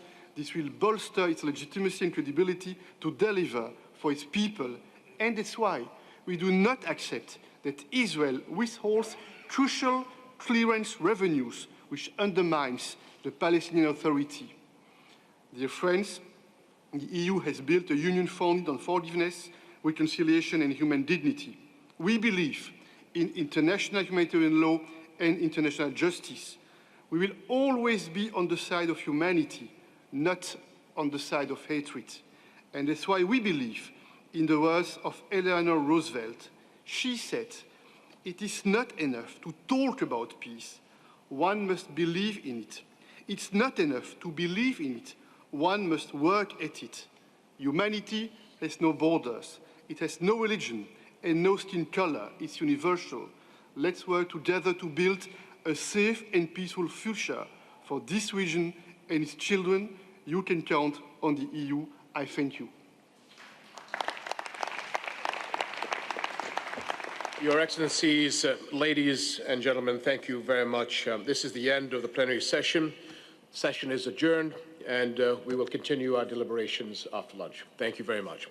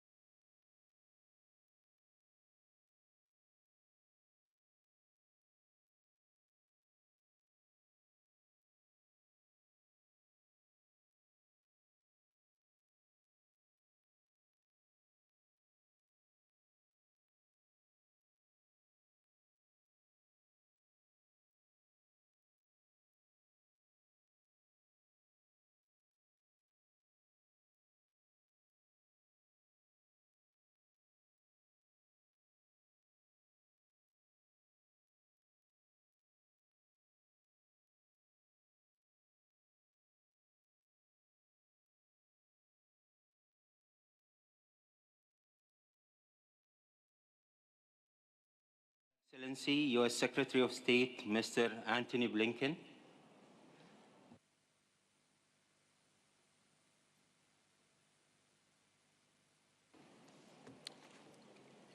Well, thank you, and good afternoon, colleagues. We are grateful to King Abdullah, to President al-Sisi, to Secretary-General Guterres for convening this conference, for their tireless efforts to help end this conflict, and to help the many children, women, and men who are so desperately in need. And as we all know, and as we've all been discussing throughout the day, the crisis in Gaza is immense. More than 1 million people have been displaced from Rafah alone in the last month alone, many of whom had already been uprooted multiple times. 95% of people there cannot access clean drinking water. Hunger is everywhere. Virtually everyone in Gaza depends on aid to survive. Most of Gaza's sanitation system has been destroyed. Fewer than a dozen of Gaza's 40 hospitals are open. And, as we know and have heard, more than 270 humanitarian workers have been killed. One of those humanitarians was Jamal Abu Kawak, a longtime UNRWA staffer in Gaza who for years was the United States' main local contact, and for many, a friend. He was killed last month after evacuating Rafah. He was looking for shelter for his family. He's survived by his wife and his 4 children. The single most effective step we can take to address the urgent humanitarian challenges in Gaza is to reach an immediate and ultimately enduring ceasefire. 11 days ago, President Biden set out a comprehensive proposal to do precisely that. In its first 6 weeks, the proposal would provide for a full ceasefire, the pullback of Israeli forces from all the populated areas of Gaza, the release of a number of hostages, including women, the elderly, and wounded, a dramatic surge in aid deliveries, the return of civilians to their homes or neighborhoods in all parts of Gaza, and it would also initiate negotiations toward a permanent ceasefire. The second phase would see the release of all remaining living hostages, the withdrawal of all Israeli forces from Gaza, the implementation of a permanent cessation of hostilities, and the final phase would launch a massive reconstruction effort in Gaza. When I met Prime Minister Netanyahu yesterday in Israel, he reaffirmed his support and his commitment to bringing this proposal across the finish line. The same day, yesterday, the United Nations Security Council adopted a resolution sponsored by the United States in support of the proposal. 14 members voted for it. Not one country opposed it. It's just the latest vote of support the proposal's received from around the world, from virtually everyone around this table, the Arab League, countries throughout the region. Today, as we gather, one and only one thing stands in the way of this deal happening, and that's Hamas. So, my primary and first message today to every government, to every multilateral institution, to every humanitarian organization that wants to relieve the massive suffering in Gaza, get Hamas to take the deal. Press them publicly. Press them privately. And Hamas should not require much convincing. After all, the proposal is nearly identical to one that Hamas itself proposed on May the 6th. Having said that, we're gathered today because all of us, I believe, recognize the imperative of taking bold, immediate actions to help civilians in Gaza and to do it now. And here are a few thoughts on how we can do that going forward. First, give more aid. You've heard this already from our colleagues at the UN. Only 1/3 of the current United Nations appeal is funded. That leaves a shortfall of approximately $2.3 billion. Every country can help fill this gap. Yet some who've expressed great concern over the suffering of the Palestinian people in Gaza, including countries with the capacity to give a lot, have provided very little or nothing at all. It is time for everyone to step up. And for those who've already given, and given generously, give more. the United States has for decades been the largest single country provider of assistance for Palestinians. Today, I'm announcing an additional $404 million in new aid to Palestinians, in addition to the more than $1.8 billion in development, economic, and humanitarian aid that the United States has provided since 2021. Second, let's work together to ensure that more aid gets into Gaza and, once it's in Gaza, reaches the people who need it the most, by land, by air, by sea. This has been our intense focus since the conflict started. Particularly in recent months, Israel has taken some important steps to open more crossings, to address obstacles to the delivery of assistance. But it can and must do more. As we conveyed directly to the Israeli government, it is crucial to speed up the inspection of trucks and reduce backlogs, to provide greater clarity on and shorten the list of prohibited goods, to increase visas for aid workers and to process them more quickly, to create clearer, more effective channels for humanitarian groups to deconflict with IDF operations, to surge life-saving medicine and equipment, to provide everything necessary to repair water and sanitation systems. And Israel must take further steps to reduce civilian casualties, even as it confronts an enemy that started this war with the barbaric slaughter of civilians on October 7th, an enemy that conducts operations from schools, from hospitals, from camps of displaced families, an enemy that cynically hides behind or underneath the people it purports to represent. I think we all know there is no time to waste, given the hell that hundreds of thousands of Palestinians are enduring every single day. 10-year-old Abed lost his parents, his brother, and other family members. They were killed in an airstrike that was targeting terrorists. He said, "When my mom and dad were alive, I used to sleep. Now I can't sleep anymore." There's an acronym that has become increasingly common for children like Abed in Gaza. WCNSF. Wounded child, no surviving family members. 6-year-old Fadi had cystic fibrosis. When the conflict began, his parents could no longer get the food and medicine that he needed to remain healthy. Before he was evacuated to the United States from Gaza, just last month, he was so severely malnourished that his legs could no longer support the weight of his body. 11-year-old Dunya.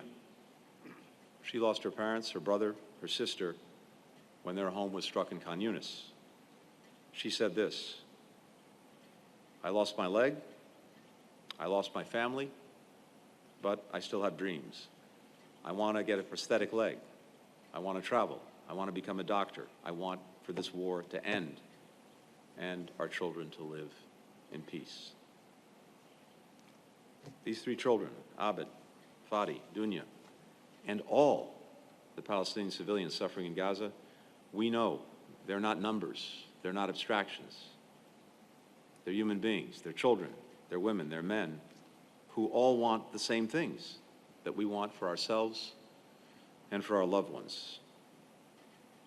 Just like the people who were murdered in Israel on October 7th, just like the hostages who continue to be held in Gaza to this day.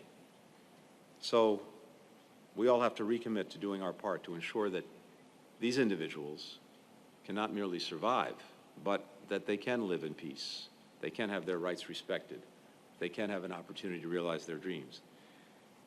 And we have to commit to something else. We have to commit together to try to extricate the poison in our common well, the poison of dehumanization, the inability to see the humanity in the other. When that happens, when hearts harden to the extent that they have on all sides, then the worst becomes possible and the best very, very difficult to achieve.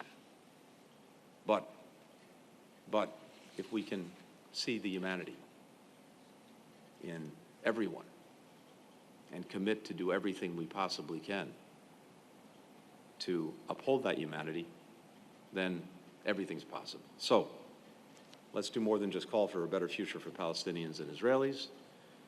Let's help build that path to the future, do it together, and we can start by maximizing all of the efforts that we're engaged in to help the people who need it and help them now. Thank you very much.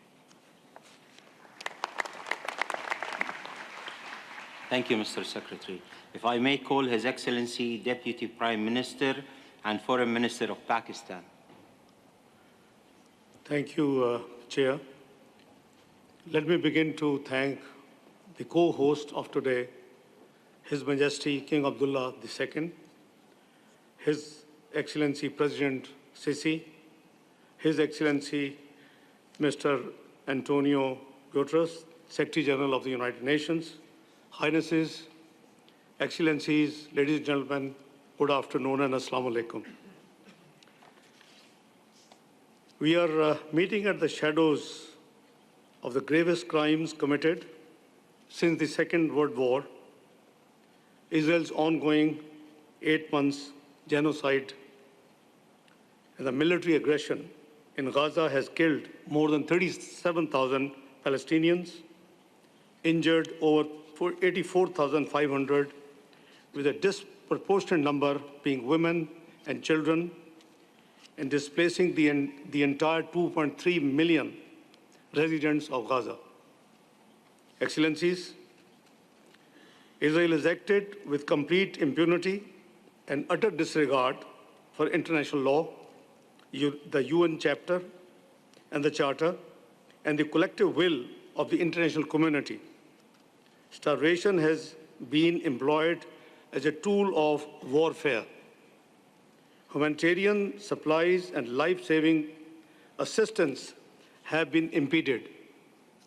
Civilian infrastructure, homes, schools, hospitals, aid convoys, and humanitarian shelters have been willfully targeted and destroyed. Until now, Israel has refused the calls by the UN General Assembly, by the UN Security Council, by the International Court of Justice, and OIC, even by his own friends and partners, to halt its massacre of innocents. Ladies and gentlemen, the brutal and indiscriminate suffering imposed by Israel on an entire population has been termed as plausible genocide by the International Court of Justice. And the present Israeli leadership has refused this two-state solution. Their objective appears to be to expel the Palestinian again from their homeland and impose a Jewish state final solution. Highnesses, Excellencies, ladies and gentlemen, Pakistan strongly and unequivocally condemns these Israeli atrocities. The government and the people of Pakistan stand in complete solidarity with their Palestinian brethren in these testing times. We have dispatched over 8 plane loads carrying over 2,000 tons of humanitarian assistance for our brethren trapped in Gaza since last October, and will continue to send these relief goods and assistance as long as required. Excellencies, like many of our fellow Muslim countries, we draw hope from the adoption of the UN Security Council Resolution 2735 last night, which welcomes the new ceasefire proposal announced on 31st of May by the juncture. We must undertake concrete steps to effectively redress the situation. 1, we must ensure the ceasefire called for by the UN Security Council is complete, durable, and unconditional. It must also halt the violence in the West Bank. Number 2, we should step up the provision of humanitarian assistance to beleaguered Palestinians in Gaza and meet their needs for food, medicines, energy, and other essential supplies. We need to enlarge our support for United Nations relief and works Agency for Palestine Refugees in the Near East and respond to the flash appeal issued by the UN in April. The demonization of UNRWA and the UN must be halted. All donors who have suspended support to UNRWA must reverse their decisions, and all others should enhance their assistance. Ladies and gentlemen, number 3, we must call for an embargo on all military supplies and sales to Israel. Number 4, we must ensure the immediate withdrawal of Israeli occupation forces from Gaza in accordance with Resolution 2735. We should also consider the deployment of an impartial international force for the protection of Palestinian civilians in Gaza and the West Bank. Excellencies, Pakistan proposes that a comprehensive plan for the reconstruction of Gaza should be prepared following the UN Resolution 2735. Pakistan will be happy to be partner in the reconstruction process of the educational institutions in Gaza. Excellencies, in parallel, we must work to implement the two-state solution, which has again been endorsed by the Security Council resolution. We strongly oppose any demographic or territorial change in Gaza. In this context, and as an important step, it is time to secure the immediate admission of the State of Palestine as a full member of the United Nations. This will ensure the irreversibility of the two-state solution, the only option for durable peace and security in the Holy Land. Highnesses, Excellencies, and ladies and gentlemen, Pakistan also supports the calls for an international peace conference to work out a timetable and roadmap for implementing the two-state solution. Apart from members of the Security Council, this process should include the participation of key Arab and OIC countries. Excellencies, we are at a defining moment in history. The Palestinians have endured historic injustice for almost a century. We must strive to end their sufferings. We must enable them to exercise their inalienable right to self-determination, and we must help them to live in freedom as a free, independent, and sovereign people with a state within the pre-1967 borders and a liberated Al-Quds al-Sharif as its capital. Excellencies, as a non-permanent member of the United Nations Security Council for the term 2025-26, Pakistan will seek to advance peace, prosperity, and development in the world, particularly resolution of the long-standing conflicts, especially the Palestinian issue. I thank you all. Thank you, Mr. Deputy Prime Minister. If you allow me to remind us all of the time limits for under 3 minutes, the speeches. Thank you. بتشرف بإعطاء الكلمة الآن لمعالي. Now the speech is for His Excellency Dr. Abdel Fattah al-Rashid from Bahrain. Thank you, dear Chairman, Your Majesty King Abdullah II, Your Excellency President of Egypt Abdel Fattah al-Sisi, Your Excellency General Secretary, ladies and gentlemen, peace be upon you.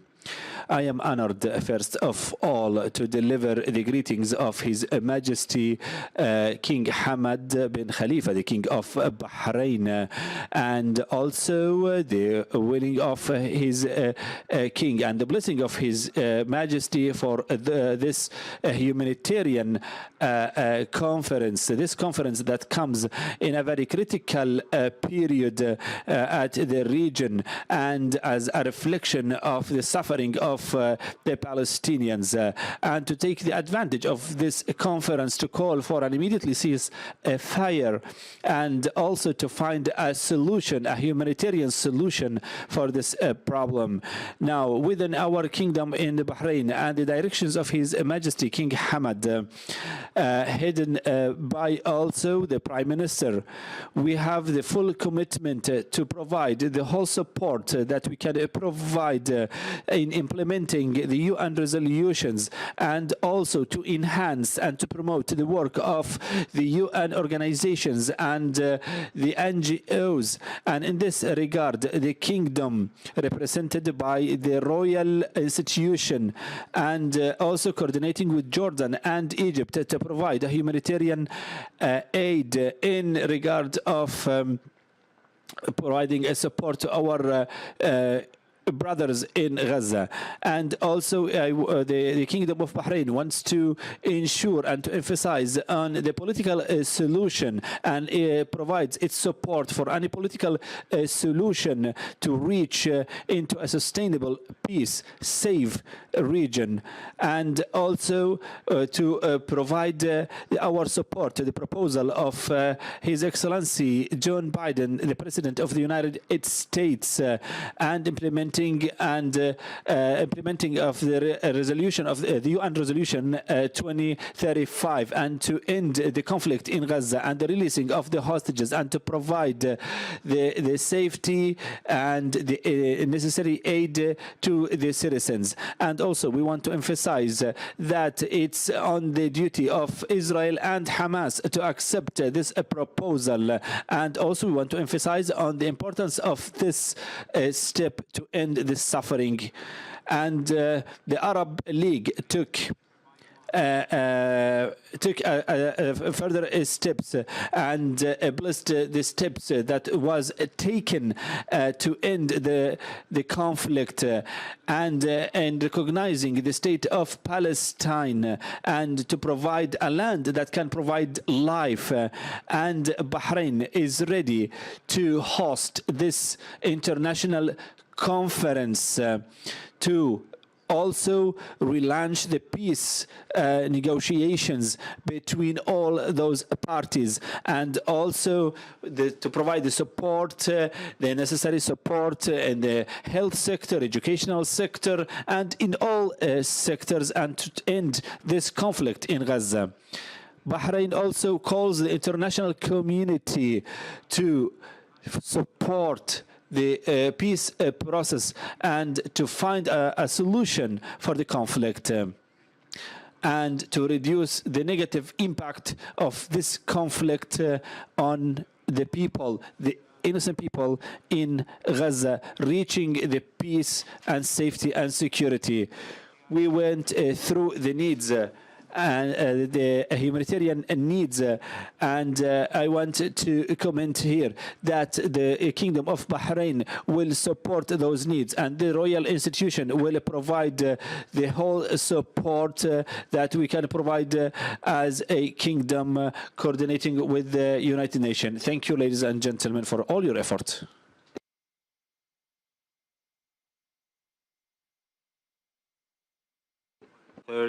Of the Kingdom of Netherlands. Thank you, esteemed Chair. We are grateful for His Majesty King Abdullah II, His Excellency President al-Sisi, and His Excellency Secretary-General Guterres for organizing this crucial conference. The Jordanian hospitality is impressive. While the human suffering in Gaza is beyond our worst imagination, the need for urgent action remains crystal clear. First, all sides need to respect international humanitarian law and implement the provisional measures of the International Court of Justice, which means, inter alia, that Israel must halt its operations in Rafah now. Also, Israel and Hamas must agree on an immediate ceasefire deal as soon as possible. For the Gazan people, who are in dire need of help and protection, and for the release of all remaining hostages. Israel and all others involved must make sure that all border crossings are open for aid, including commercial flows, and that aid reaches all those in need, wherever they are within the Gaza Strip. Against this background, the Netherlands has decided to make available another €13 million for humanitarian aid through different organizations, including UNRWA. Also, I would like to underline that Security Council Resolution 2720 is crucial and that the international community must keep supporting the efforts of Sigrid Kaag, the UN Senior Humanitarian and Reconstruction Coordinator for Gaza. It's deeply saddening that organizations capable of alleviating suffering in Gaza are being attacked, blocked, and undermined. And we must ensure that all aid workers can move freely and do their work in safety. As Team Chair, we must think about the day after the war and how we will rebuild Gaza with the Palestinian Authority back in charge. The Netherlands is setting aside €20 million for early recovery and reconstruction efforts. Thinking about a brighter future also means working towards a viable Palestinian state alongside a secure Israel, by working on reconciliation and fostering respect for each other's rights, needs and aspirations. Because that is the only way the Palestinians and Israelis can live together in peace. In conclusion, protecting civilians is both a moral imperative and a legal obligation, a non-negotiable responsibility that all parties must uphold. And therefore, all parties should strive for an immediate ceasefire in line with the UN Security Council resolution. Thank you, Chair. Thank you, Your Excellency. If I may call His Excellency the Foreign Minister of Malaysia. Bismillahirrahmanirrahim. Assalamualaikum warahmatullahi wabarakatuh. Mr. Chairman, Malaysia joins the previous speakers commending the Semitic Kingdom of Jordan and the Arab Republic of Egypt for their leadership in this crucial initiative. We also thank Secretary-General Guterres for driving this humanitarian conference and for his steadfast dedication to the Palestinian cause. Mr. Chairman, the unbridled genocide that is unfolding in Gaza has indeed paralyzed the urgently needed humanitarian response for Palestinians. Until there is an effective and permanent ceasefire and political solution, what we, the international community, could do is to stand in solidarity with the Palestinians and relieve their suffering. Thus, the holding of today's conference is not only timely, but necessary. Excellencies, as we discuss humanitarian response for Gaza, we must also review prevailing challenges, lest our efforts will be in vain. Several conditions must be taken into account to facilitate and ensure seamless flow of humanitarian assistance. The brutal reality on the ground is that there is still no guarantee for safe, secure, and unhindered delivery of aid. Israel airstrikes had not only struck Malaysia's aid convoy, but has also demolished our distribution center, resulting in the death of volunteers and the destruction of life-saving consignments. These barbaric attacks did not and will not deter Malaysia from its humanitarian commitments. Excellency, in response to the dire humanitarian crisis in Gaza, the government of Malaysia, in collaboration with more than 50 national NGOs, has dispatched over 5,000 tons of vital aid to Gaza. We will continue our humanitarian support together with the UN and other partners. In doing so, we will take into account the outcome of today's deliberations by respective working groups. Excellency, we all can agree that it would be impossible for any immediate humanitarian response to materialize in the absence of permanent and effective ceasefire and political solution. As a matter of principle, Malaysia has always been a strong advocate for peace and stability. We will stand in solidarity with any genuine effort that promotes peace and settlement of conflicts. In this context, Malaysia welcomes the adoption of the United Nations Security Council Resolution 2735 on the three-phase proposal by United States yesterday. All states and stakeholders who wish to see a peaceful solution to the crimes against humanity and genocide must amplify their voices in supporting and sincere efforts towards truth. Earlier today, we also discussed extensively about recovery and rebuilding of Gaza. The UN Program of Assistance to the Palestinian People, or PAPP, is still managing the removal of debris from 2004 conflict. One could only imagine how long it will take for the destruction from the ongoing crisis to be cleared. Basic infrastructures are necessary to support a comprehensive implementation of humanitarian response. As such, Malaysia calls upon stakeholders with the necessary resources and technology know-how to join in the efforts of rebuilding Gaza.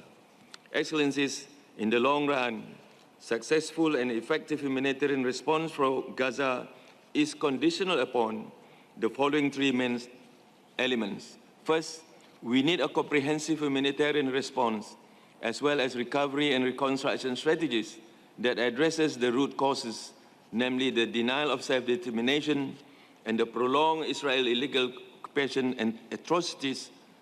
Palestine's inherent right as a full member of the United Nations must be realized.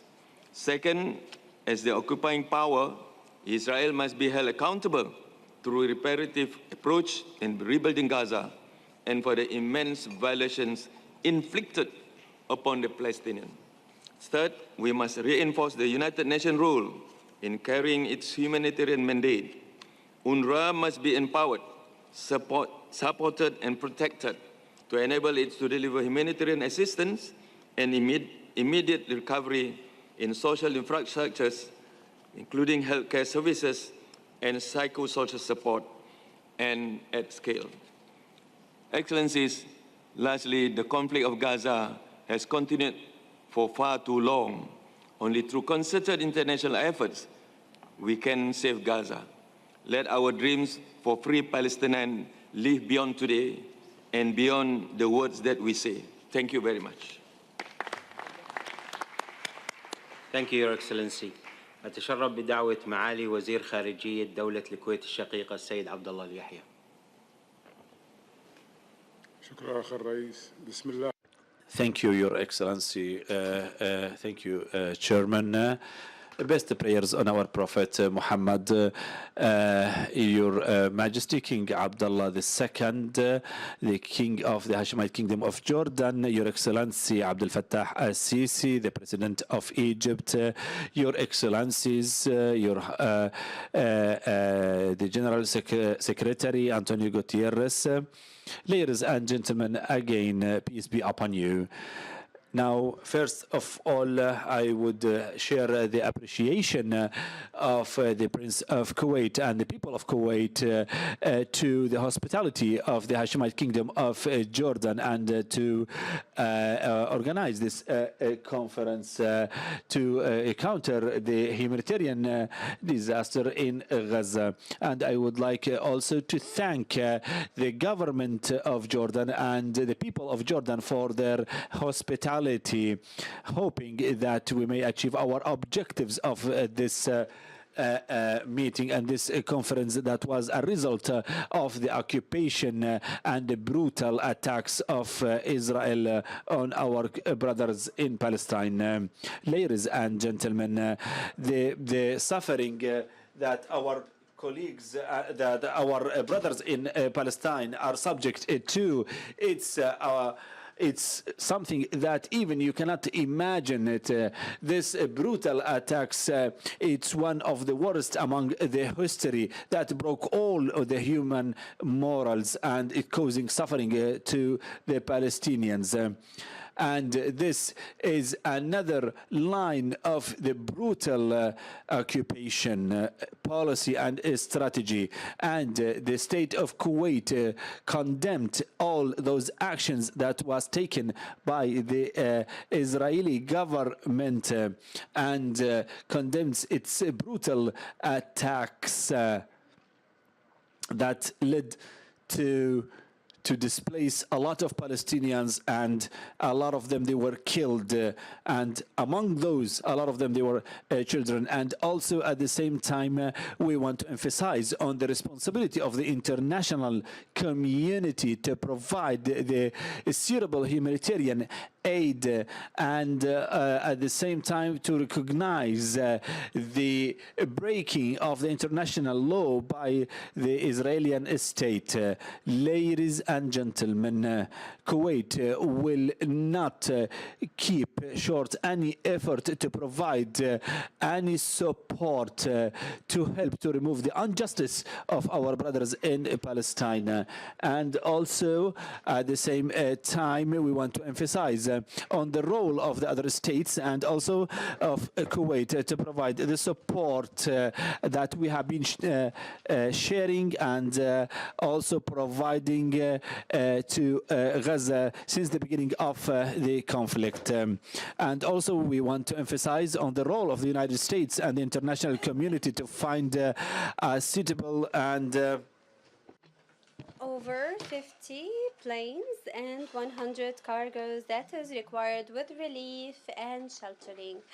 In addition to that, sending teams from Kuwait to present support and assistance directly to Gaza Strip, that is from the stance of Kuwait that is deep-rooting the work of standing side by side by the Palestinian people and their legitimate rights. Also, Kuwait has extended through the Development Arab Fund until this date have presented $200 million that were dedicated to support Gaza Strip. And based on that, the Kuwait will be present ever in the advocates for Palestine to have achieved peace and justice based on the relevant regulations and mainly having an independent state on the borders of the 4th of July 1967. And from that, we welcome the support of the recognition of Palestine and the extended support that the state's membership is having. In addition to that, to ceasefire, hoping that the international community will see that the situation in this area will not be safe until we solve this conflict. Thank you. Peace be upon you. Thank you, Your Excellency. Foreign Minister of Chile. Thank you, esteemed Chair. I thank the Hashemite Kingdom of Jordan, the Arab Republic of Egypt, and United Nations for organizing this very timely international conference. There are no words to describe the situation in Gaza, where the most affected are women and children. The action from the international community is urgently needed, not only by providing humanitarian assistance, but also by supporting the main parties to create a political horizon for the creation of a Palestinian state living side by side with Israel, and both in security and prosperity. Chile is the home of the largest Palestinian community outside the Middle East. Chile also hosts a smaller but important Jewish community. Both of them have contributed immensely to the richness of the Chilean social fabric. Chile has historically advocated for the peaceful resolution of disputes and the recognition of both Israel and Palestine as sovereign states. We have consistently supported the two-state solution with secure, internationally recognized borders according to United Nations resolutions and with full respect of the human rights of all of its inhabitants. Chile has promoted this stance in all relevant international fora, emphasizing the importance of peaceful coexistence, but also the need to put an end to the illegal occupation of the Palestinian territories. In response to the ongoing conflict, Chile's government has called for a full compliance with international law and international humanitarian law. We have condemned Hamas terror actions, demanding the immediate and unconditional release of hostages. Likewise, Chile strongly condemns the indiscriminate and disproportionate attacks of Israel on civilians in Gaza, especially women and children. The principles of proportionality, distinction, humanity, and precaution must guide the use of force in legitimate defense. We demand Israel to comply with the provisional measures ordered by the International Court of Justice, particularly to cease military offensives in Gaza that could further harm its population. I recall that the International Court of Justice provisional measures are mandatory. Chile has referred the situation of Palestine to the International Criminal Court. Moreover, President Boric announced Chile's intervention in a case presented by South Africa against Israel to the International Court of Justice. We have also made contributions through the United Nations system to provide urgent humanitarian aid to Gaza's population. Additionally, we have worked to protect our nationals and their relatives in Palestine, granting, for some cases, temporary residence to family members of Palestinians in Chile.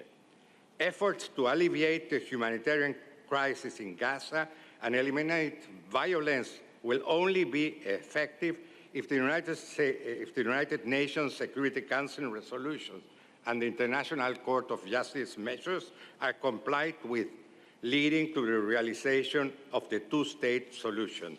This in accordance with the appropriate United Nations resolutions. We celebrate the approval by the Security Council of Resolution 2735, endorsing a Gaza ceasefire plan. Chile urges both Hamas and the Israeli government to comply in good faith with this resolution, emphasizing the need for the rule of law and reason to prevail. Thank you very much. Thank you, Your Excellency. If I may call His Excellency Minister for Foreign Affairs of the Hellenic Republic. Thank you, esteemed Chair. Thank you for timely convening this call for action from Jordan, His Majesty King Abdullah II, President Sisi, and Secretary-General Guterres. Three issues. First, we need to broaden humanitarian assistance towards Gaza, and we have to do it immediately. We need to allow further crossing routes. We need to allow for more trucks, airdrops, and sea routes. We need to give more to the humanitarian aid. And finally, I will call for more emphasis on injured people and children who are going to suffer from post-trauma in the future. Secondly, we need an immediate reconstruction plan. We need to establish a clear path towards more housing units, essential supplies, and critical infrastructures. This has to be done today. We cannot wait for the ceasefire, because only under these conditions we can see for people to get back to their homes, because we do not have only forcible displacements, but we could also have de facto displacement if people do not have the necessary premises in order to get back to their homes. So we need to have an immediate plan for the reconstruction. And third, we need to coordinate our activity towards the humanitarian assistance and the peace formula on an international level. We need broader participation of the United Nations, both in terms of the humanitarian assistance and in relation to the security on the spot. In this context, I propose that the Foreign Affairs Council of the European Union also that a joint task force between European Union and Arab foreign ministers is composed in order to push further in order to get the ceasefire and the humanitarian reconstruction. Finally, I would like to make a point that it is probably for the first time in history that we have such a universal call for immediate ceasefire and unconditional release of hostages. There hasn't been a single time in history that the whole world is united in this call, and I think we should just seize the moment. We have to endorse the President Biden's peace formula, which was enhanced also by the Security Council of the United Nations, and we need to immediately push forward in all possible terms in order to have this immediate ceasefire, and then to provide vision to the Palestinian people, to provide sustainable vision for a Palestine state on the basis of the two-state solution and the resolutions of the Security Council. Tomorrow might be too late for this. Thank you so much. Thank you, Your Excellency. If I may call His Excellency Minister of Foreign Affairs of Colombia. Thank you very much. Your Excellencies, Minister of Foreign Affairs, Minister and Head of Delegations attending this determinant conference. I bring the message of peace and life, solidarity and support from President of Colombia, Gustavo Petro. We are very grateful to His Majesty King Abdullah II of Jordan, His Excellency Abdel Fattah al-Sisi, President of the Arab Republic of Egypt, and His Excellency Mr. António Guterres, Secretary-General of the United Nations, for convening such an important gathering today. And we are gathered here in order to address the deeply regrettable situation, a heartbreaking reality that demands immediate, collective, and coordinated action by the entire international community. The Palestinian people today face genocide. We need to say that very clear. And the war is unequal, that has escalated to absurd levels. All of that compounded with the difficulties faced by aid agencies in bringing essential humanitarian supplies to Gaza.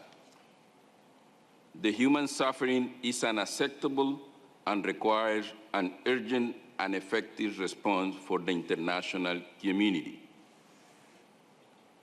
Colombia is acting, but we need to add more, and we need more actions.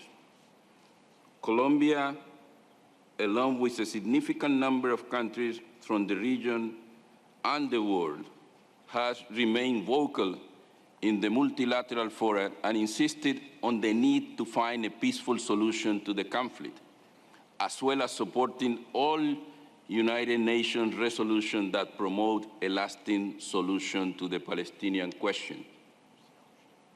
We have made a supported and constant and firm call for an immediate ceasefire, the release of hostages, and unimpeded access to humanitarian aid.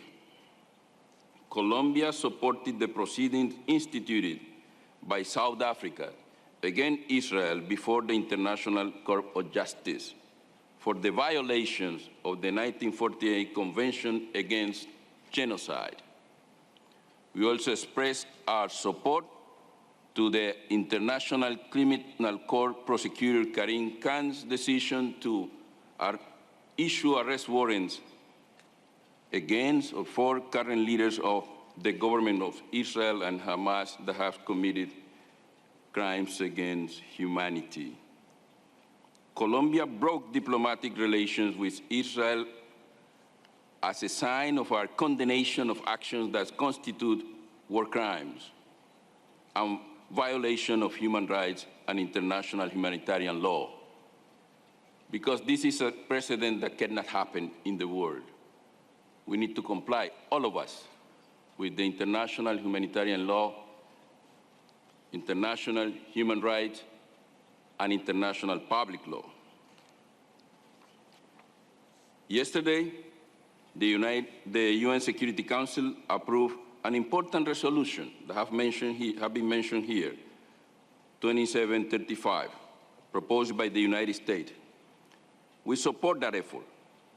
I will encourage all of us to support it. This is a resolution in the right direction and is very crucial in this moment. Colombia also, and it's worth mentioning, supporting financially the work of the UN mission in Palestine, the UNRWA, because they need funding. Many of members of this organization have been killed. And we need to continue supporting financially the UNRWA. Also, we have designed a humanitarian assistance program to mainly benefit children and women. That program, led by the Colombian government, and we invite others to join, will be implemented in the following weeks. It is a moral and legal duty to act in solidarity for the most vulnerable people and to work tirelessly for a world where tolerance, peace, and mutual respect prevail. What is happening in Gaza is unacceptable. It is our duty to do everything necessary to protect life and peace and to avoid human suffering. Thank you very much. Thank you, Your Excellency. تشرف بدعوة معالي وزير الدولة عضو مجلس الوزراء مستشار الأمن الوطني الدكتور مساعد بن محمد بن عبد الله العيبان. Thank you, Your Excellency, and peace be upon you, everybody. Your Majesty, Your Excellencies, your distinguished guests, peace upon you again. We are honored, and I am honored to deliver the greetings of His Majesty King Salman bin Abdul Aziz and his Crown Prince Mohammed bin Salman bin Abdul Aziz Al Saud, and hoping that this conference will achieve its objectives, and also to show our appreciation to His Majesty King Abdullah II, the King of the Hashemite Kingdom of Jordan, and His Excellency the President of Egypt, Abdel Fattah al-Sisi, and the Secretary, the General Secretary António Guterres, for organizing such conference and for their invitation. What we witness in Gaza, this crucial attacking takes and carries on us the responsibility to respond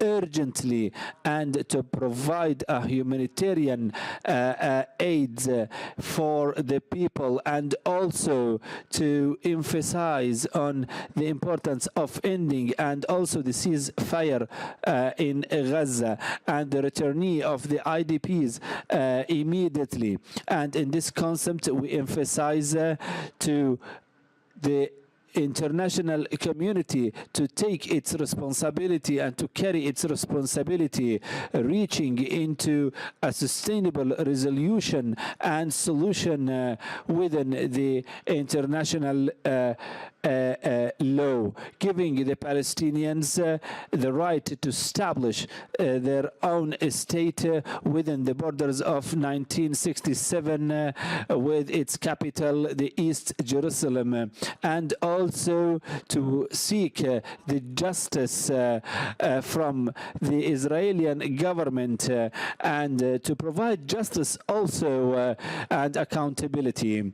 The Kingdom of Saudi takes its responsibility in providing the humanitarian aid, and also we are releasing a public campaign also to provide more than 700 million riyals to provide humanitarian support to our brothers in Gaza. And also we are carrying the commitment to support all international organizations and NGOs that they are working on the field. And I want to emphasize on the role of the King Salman Fund in this regard and its high level of work with international organizations. And we would like to appreciate the decision taken by Spain and Slovenia and Ireland to also to recognize the state of Palestine. And we are going to keep pushing all the efforts aiming to reach a sustainable solution to this conflict. And also to find the right solution within the two-state solution. Again, allow me to thank all the organizers of this conference and to emphasize again on the importance of the international work to end the suffering of our brothers in Gaza and Palestine. I hope that we will achieve all our objectives in this conference, and thank you. أشكر معالي وزير الدولة. I would like to thank Your Excellency for this speech. And now the floor, it's to Mr. Ahmed Abu Ghait, the Secretary-General of the Arab League. الرئيس المشارك وشكرا لدعوة كل من الأردن ومصر والأمم المتحدة لهذا الاجتماع. And thank you for the invitation.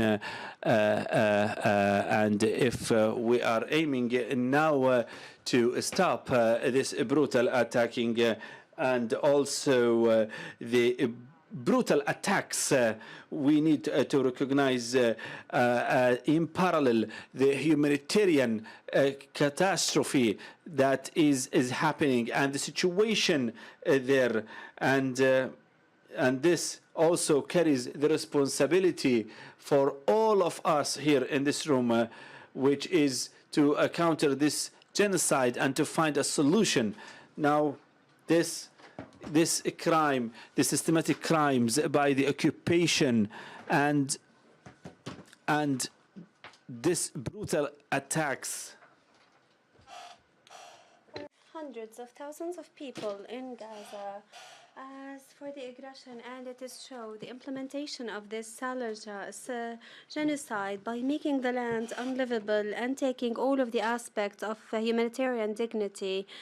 Our responsibility of all of us and our duty is to do all of what we can do so that this devilish plan would not pass. And how we do know that all of the humanitarian organizations are incapable of working in Gaza. There is no safe place, and there weren't any safe place since months in this trip. No organization was free from targeting from the Israeli occupation. Stopping the work of UNRWA is on the ground with a methodological plan that was still aiming at stopping the support of this entity. And it should be clear that without the role of UNRWA, the humanitarian situation is catastrophic in Gaza. So this is This organization supports the main assistance and their distribution in Gaza, and we stress here that creating methods of admittance of assistance to Gaza, like having a marine borders, is not enough. We need to open all of the land crossings, and this is the sustainable methods to enter aid that the Strip needs, in addition to the resolution 2720, and the alternative of that is a famine, and that aggravates the crisis. And if we see about the solution, the two-state solution is far away right now with the continuity of the aggression. And this is very important because we have seen what the absence of settlement for years, what have done. It aggravated the situation, and any future in Gaza is a necessity. Engage with the future of that. So anything is a path that we need to work on at all of the level, and we need to work on the borders of 1967 with the capital of East Jerusalem. All of the efforts that we see, and that is to support the Palestinians or about the reality, to expand its recognition, and we need to find we have to find this path to go forward. Thank you for listening to us. I extend the thanks for the Secretary-General of the League of the Arab World, and I give the word for the Mr. Hussein Ibrahim Taha.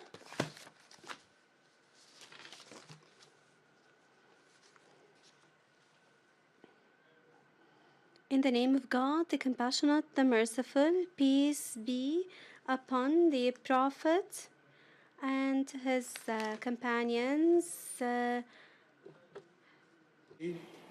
Souverain du Royaume Hachémite de Jordanie, Excellence, Monsieur le Président. His Majesty King Abdullah II, His Excellency President Abdel Fattah al-Sisi, the President of the Arab Republic, and the President of Mahmoud Abbas, President of the State of Palestine, His Excellency António Guterres, Your Majesty's Excellency, and so peace be upon all of you. At the outset of my speech, I would like to express my gratitude to the Hashemite Kingdom of Jordan, the Arab Republic of Egypt, and the United Nations for initiating and supporting this conference, and also all of the countries that are participating in this conference for their commitment and advancing towards our humanitarian obligations towards Gaza Strip. We believe that this conference that presents a crucial opportunity in its challenges will pose an important place to assess the devastating impact of the prolonged Israeli aggression on the Gaza Strip over the past 8 months, and to enhance international solidarity and collaboration from the international community at a vast level to conduct their responsibility and all of the parts of the occupied Palestinian territories. Your Majesties, Excellencies, and Highness, we at the Organization of Islamic Cooperation, we continue to condemn the acts of genocide perpetrated by the Israeli occupation in the Gaza Strip, and we emphasize the urgency of achieving immediate and permanent ceasefire, a comprehensive ceasefire, and putting an end We need to put an end to all of the Israeli violations in the occupied Palestinian territories, including Jerusalem and Gaza Strip. And we demand the respect of Resolution 2735, and we follow up on the genocide that is being perpetrated by the Israeli. So without any deterrence, we want to confirm that it is not acceptable that the Palestinian people continue continuously with the wars and the tragedies and the destruction that we are suffering in their land. So therefore, we should all shoulder the responsibilities in the community, the assurance of the respect of the international law and the implementation of the legitimacy, the legal legitimacy, and working towards the reconstruction of Gaza Strip.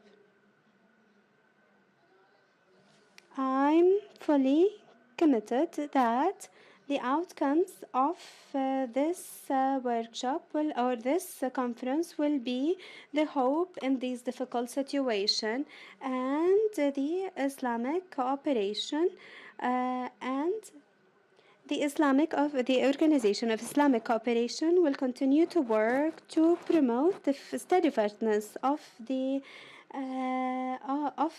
Palestinian people to regain their life. And I emphasize that the solution of the Palestinian cause needs to have a political aspect with an international support multilaterally, and the Israeli occupation should end, and this will lead to the establishment of the independent Palestinian lands on the lands of the 4th of July for the year 1967, with Jerusalem its capital, in accordance with the International Legitimacy Resolution and the Arab Peace Initiative. And in conclusion, I express my gratitude to the Hashemite Kingdom of Jordan, led by His Majesty King Abdullah II, for its substantial contributions to the conference's success, and also for their generous hospitality and warm reception. And I hope to God that this conference will fulfill its noble goals and objectives. Peace be upon all of you. Time we have left, I would like to reiterate our call for Your Excellencies for the statement not to exceed 3 minutes. Thank you. Now I give the floor to His Excellency Lord Tariq Ahmad, Minister of State for Middle East of the United Kingdom.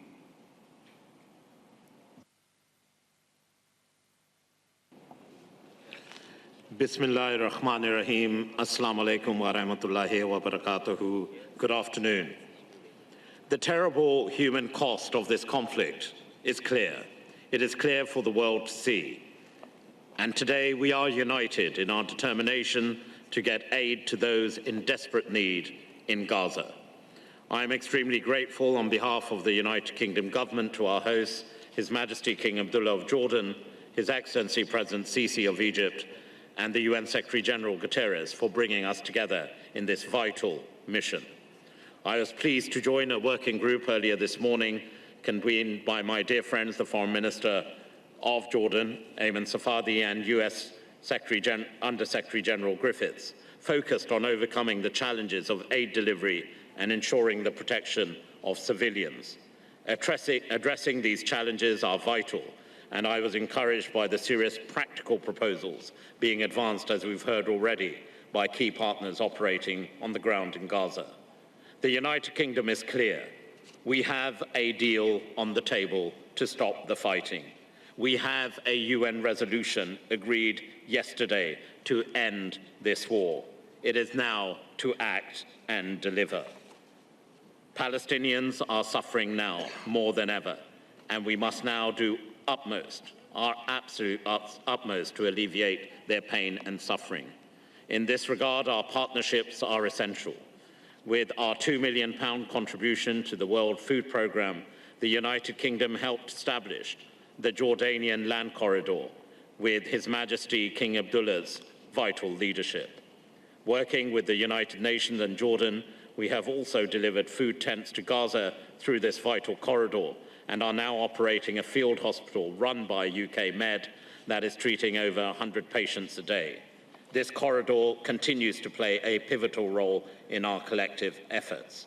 We are also announcing an additional £1 million for Jordan to get more medical supplies and prosthetics into Gaza using this route. I was in Jordan but a week ago discussing this directly with His Highness Prince Rashid. Along with this, though, we must do more. Israel must focus on allowing unhindered access through all land and maritime routes, whilst protecting civilians and humanitarian workers. And I join all others who have recognized the vital contribution of UN and other agencies, aid workers on the ground, to have the access, equipment, but also the safety and security to do their job.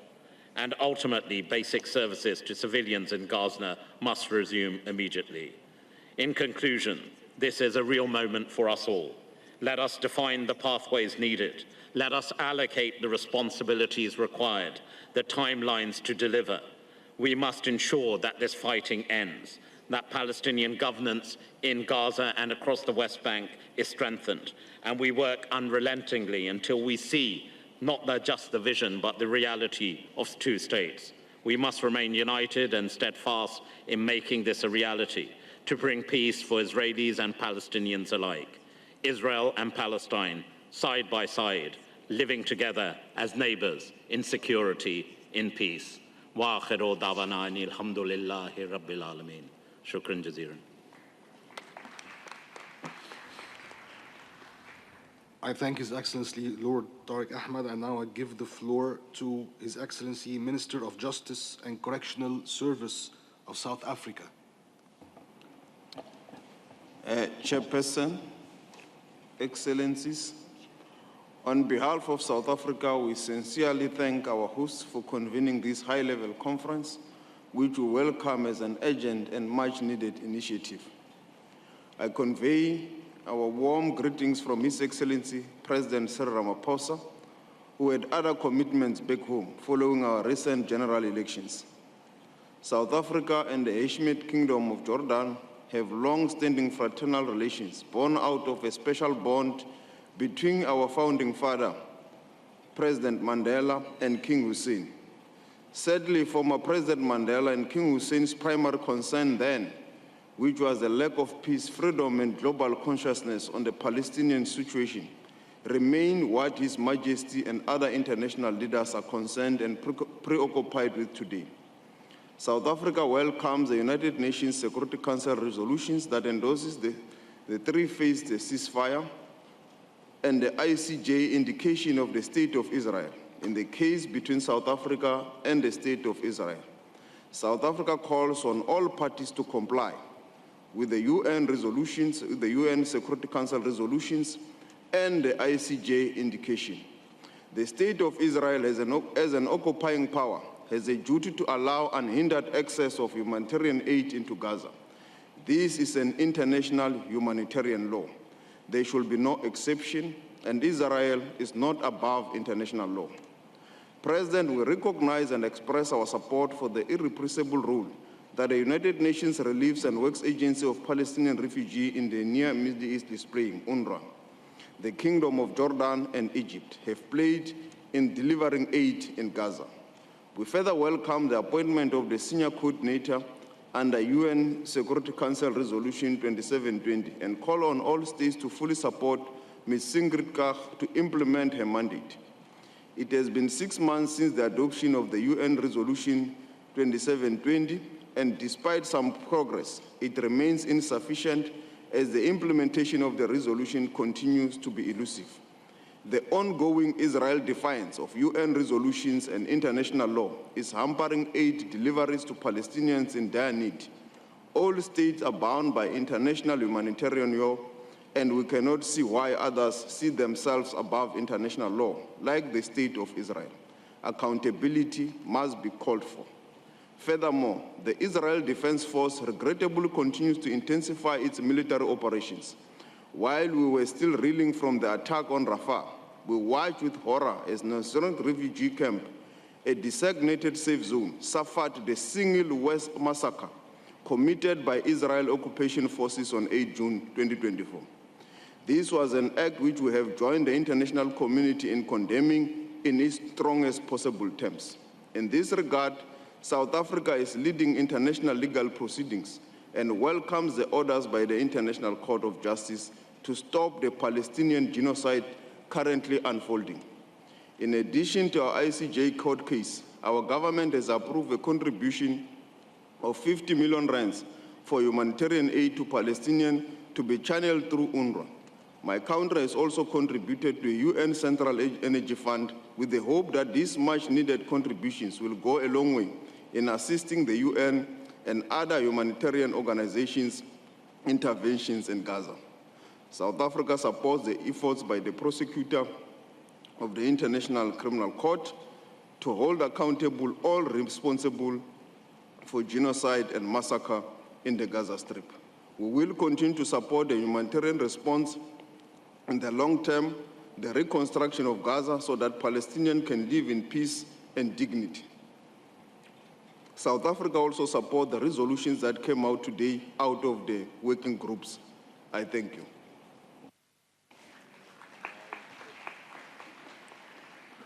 Thank you, Your Excellency. Now I give the floor to His Excellency Minister of International Development of Canada, Mr. Ahmed Hussein. Thank you very much. Good afternoon to everyone. Bonjour tout le monde. On behalf of Canada, I bring greetings from Prime Minister Justin Trudeau and our government. And we thank His Majesty King Abdullah II of Jordan, His Excellency President Sisi of Egypt, and the Secretary-General of the United Nations, António Guterres, for organizing this important summit at this critical moment. Like all of you, Canada is of course gravely concerned about the dire humanitarian situation and crisis in Gaza.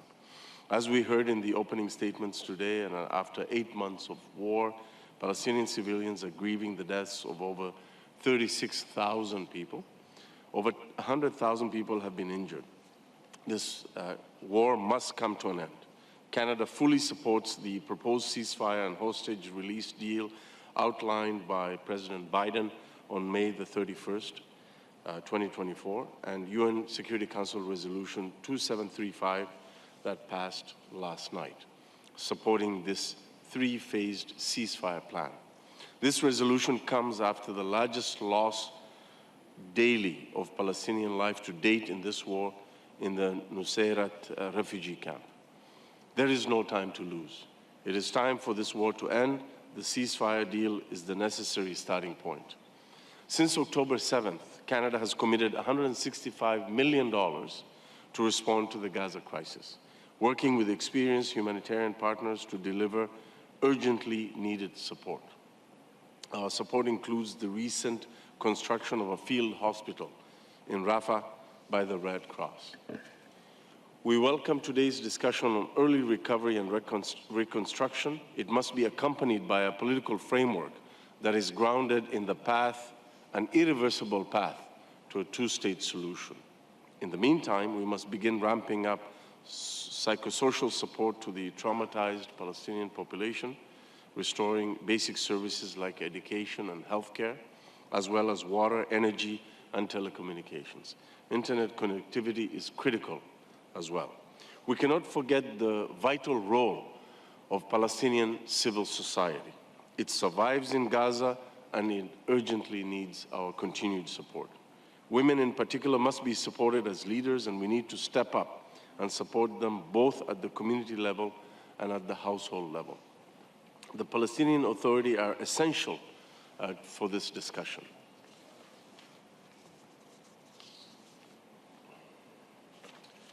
We must continue to strengthen the capacity of the Palestinian Authority and their role in Gaza.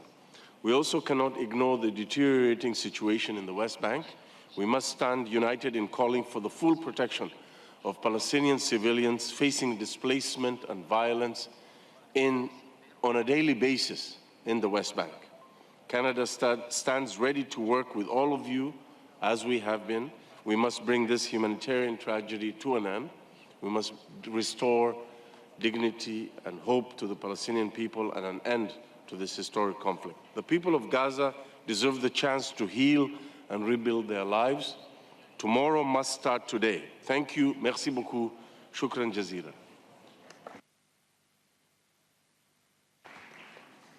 Thank you, Your Excellency. أعطي الكلمة الآن لمعالي وزير الصحة.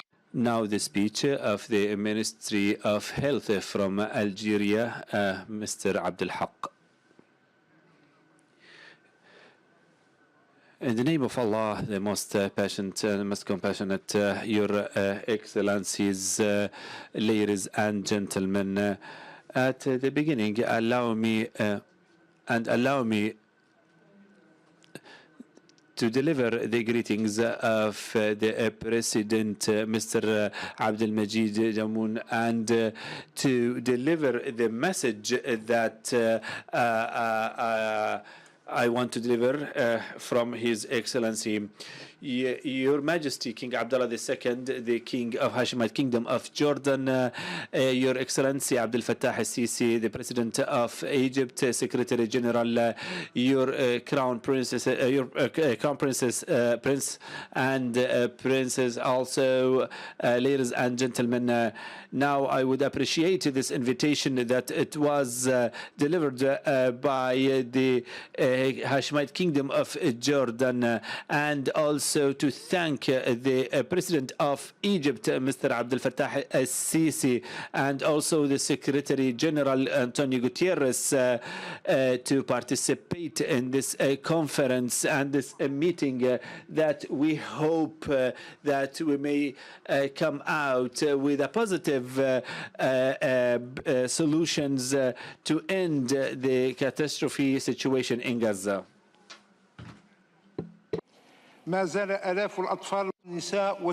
Thousands of children, elderly and women are facing the destruction and killing mechanism, and this is a stigma in the history of humanity before the failure of the community to face the situation.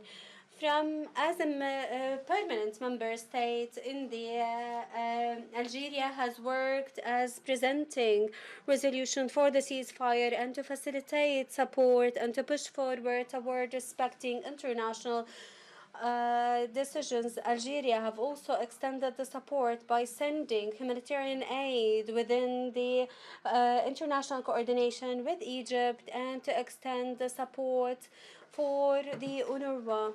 And therefore, we seek forward to reduce the tension of our colleagues in Palestine. Well, our dear colleagues, in light of our foreign policy, Algeria, as it is participating in this meeting, we need to achieve three objectives. First, to activate UN resolutions of the ceasefire and adopting mechanisms for the immediate ceasefire, and we welcome resolution 2035 that should be applied immediately so that the misery of the Palestinian people ends, assuring the assistance to those who are harmed and assuring their protection with giving and implementation for resolution 2027. So activating their role of having a permanent and a just solution for the Palestinian state. And we wait to achieve these objectives. And from our responsibility, I'm delighted to seize this opportunity to push forward as in Algeria, to push forward the second contribution in the budget of the Palestinian Authority of the current year.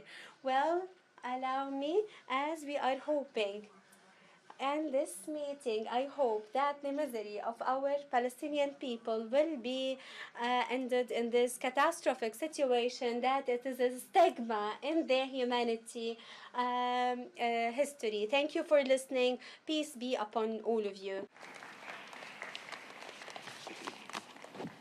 أشكر معالي وزير الصحة في جمهورية. Thank you, Your Excellency, the Minister of Health from Algeria. Ethan. Everyone, that please limit your intervention to 3 minutes. We need to close by 1800 hours. Her Excellency, Norwegian Minister of International Development, Ms. Anne, the floor is yours. Excellencies, on behalf of Norway, allow me to start by recognizing the contributions of the organizers, Jordan, Egypt, and the UN, as well as the efforts of countries in the region and beyond to alleviate the suffering in Gaza. This crisis is not caused by a lack of will to provide humanitarian assistance. It is caused by parties to conflict unwilling to adequately protect civilians from the violence they unleash. It is caused by parties unwilling to let civilians access what they need to survive.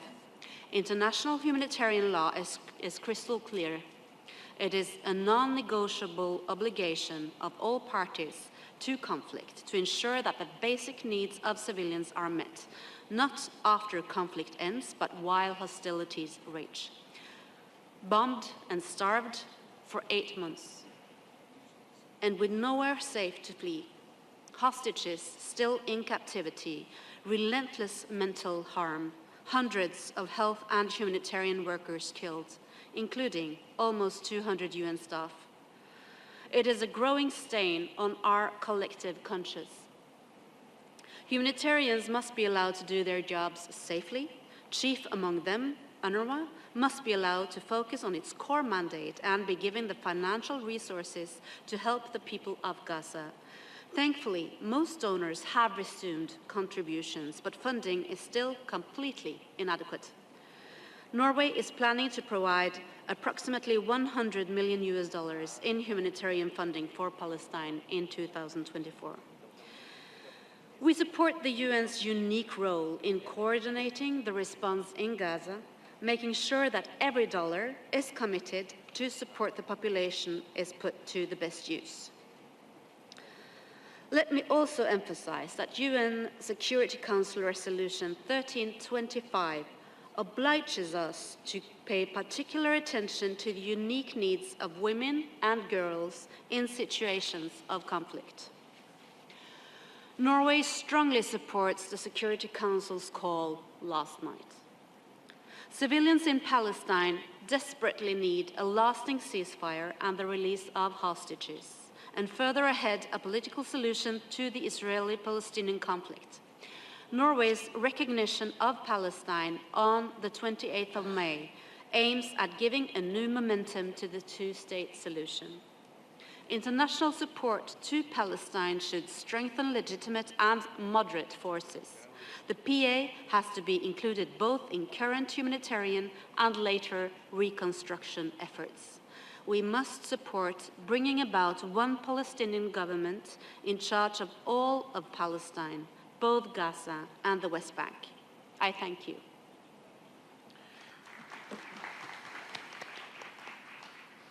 Thank you, Excellency. And now I give the floor to Her Excellency, Australia's Minister of Youth.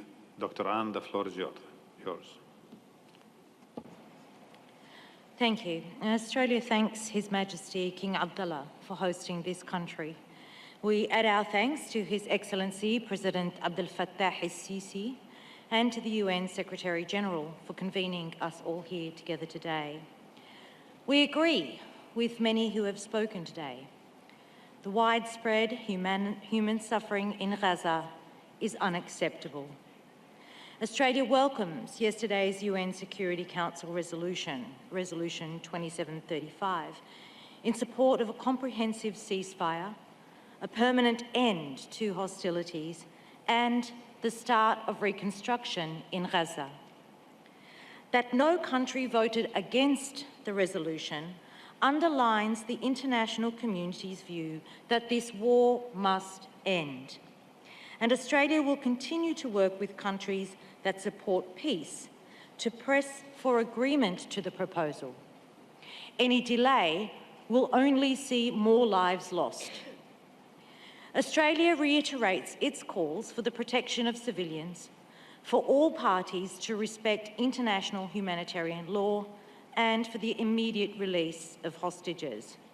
Israel must allow life-saving aid to flow at scale as ordered by the International Court of Justice. Australia has committed $62.5 million in humanitarian assistance to the region since the 7th of October 2023, including $41 million to support people affected by the Hamas-Israeli conflict. Our funding supports food, water, medicines and shelter, with a focus on women and children.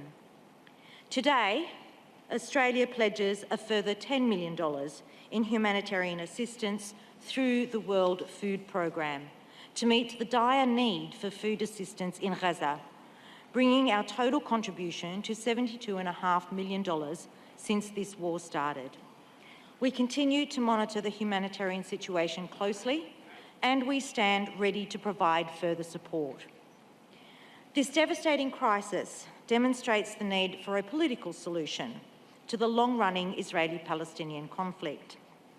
Australia remains steadfast in our support for a two-state solution, a Palestinian state and the State of Israel, living side by side in peace and security within internationally recognised borders. We thank you. Shukran jazilan. عفواً and شكراً Your Excellency. معالي الوزير الأمين العام لرئاسة الجمهورية الموريتانية الإسلامية الشقيقة مولاي محمد تفضل. بسم الله الرحمن الرحيم والصلاة والسلام على أشرف الأنبياء والمرسلين. اسمحوا لي أولاً أن أنقل إليكم تحيات فخامة الرئيس محمد الشيخ الغزواني رئيس الجمهورية الإسلامية الموريتانية، الذي كان حريصاً على مشاركتكم هذا الاجتماع الهام، إلا أن بعض الالتزامات الملحة حالت دون ذلك، وقد شرفني بتمثيله في هذا المؤتمر الهام، وهذه كلمته. بسم الله الرحمن الرحيم وصلى الله على النبي الكريم صاحب الجلالة الملك عبد الله الثاني بن الحسين ملك المملكة الأردنية الهاشمية، فخامة الرئيس عبد الفتاح السيسي رئيس جمهورية مصر العربية الشقيقة، أصحاب الفخامة رؤساء الدول، صاحب المعالي الأمين العام للأمم المتحدة السيد أنطونيو غوتيريس، أصحاب السمو والمعالي والسعادة ممثلو الدول الأعضاء، أيها السادة والسيدات. أود في مستهل هذه الكلمة أن أتقدم إليكم بخالص الشكر وبالغ الامتنان لصاحب الجلالة الملك عبد الله الثاني بن الحسين، ولصاحب الفخامة الرئيس عبد الفتاح السيسي، وللأمين العام للأمم المتحدة السيد أنطونيو غوتيريس على الدعوة المشتركة التي وجهوها لي للمشاركة في هذا المؤتمر. In this high-level meeting in Jordan, and to have peace and stability in our Arab world under the urgent humanitarian response to Gaza. Our Excellencies, peace be upon you. Gaza is a bleeding wound in our Arab heart, and it's a stigma that follows the consciences of the world. And since 9 months, we look at the first genocide that is methodological and documented by pictures and voices, audiovisually, and nobody moved forward to save it and to hold accountable the perpetrators. Gaza is an unprecedented wound that we see today, and there is more killing and destruction and starvation. Gaza is the suffering of 2 million Palestinians that are suffering since the beginning of the military actions in Rafah, and the killing that is happening, and the forced displacements in the absence of a safe place and water and security, and Gaza that its citizens do not see anywhere safe. And Gaza needs this urgent initiatives from the United Nations to collaborate all of our efforts and to seek the support to relieve it. And from here comes our support for this meeting that reflects the humanitarian spirit solidarity for all of those who have done that. We stress the importance of relieving the Palestinian people, and we value here the urgent need that was launched by the United Nations for the humanitarian aid to present the need for $800 million to support Gaza. Your Majesties, Excellencies, Highnesses, allow me here to remind you of the Islamic Republic of Mauritania for full solidarity with the Palestinian people at all time and place, and in this major calamity that the people of Palestine are suffering because of the Israeli aggression that work against the international laws and norms. And from here, I value our support. I value the support of all of the efforts to mitigate the suffering of the Palestinian people, even though that we realize that the suffering of these people will not end unless with an immediate and permanent ceasefire and the return of the IDPs for their houses and to rebuild what was destructed by the Israeli aggression. So life returned to as it was before. The end of this calamity will be restricted to finding a just solution for the Palestinian cause that gets its right for peace, freedom, and independency with a country of full sovereignty on the borders of 1967 with its capital, the Eastern Jerusalem. And here, based on the Arab initiatives and international resolutions that are related, we cannot miss the chance to express our comfort for the awareness of the international public, awareness for the Palestinian cause, of what was resulted from this awareness, of the increased support, of the recognition of the Palestinian state. I wish that our conference and its objectives move forward to work for the better, what is better for Palestine, and to peace and security in our area. Peace be upon all of you. وعليكم السلام. شكرا مولاي محمد. The Malta's Minister for Social Policy and Children's Rights, Dr. Falzan. You have the floor, sir. Thank you, Chair. May I start first by thanking His Majesty, the Presidents, Secretary-General, and all of you present here. Although I probably hail from the smallest country around this table or conference, please rest assured that we have been, we are still, and we will remain a strong voice for peace. We have done this at the United Nations Security Council. We have done this within the EU. We have been, as a country, one of the very first to call for an immediate and permanent ceasefire in Gaza. As a country, we do believe that violence, hatred, and aggressions tend to create problems, but does not solve them. And the issue we face here goes beyond taking sides. It is an issue whether we believe in humanity itself. We need to choose. Are we ready to accept the killing of tens of thousands of civilians, the deliberate attack on human aid workers, destruction of health and educational facilities? Are we ready to accept a practice of over 1,000 years ago during the Middle Ages of weaponizing famine? That is the question we need to face. It is not a question who is right or who is wrong. It goes beyond that. It is, Excellencies, we are at a crossroads. We need to really decide whether we believe in justice, we believe in a social order, whether we believe in a world order, or are we ready to accept the original law where might is right? And I strongly believe that we should not go down that road.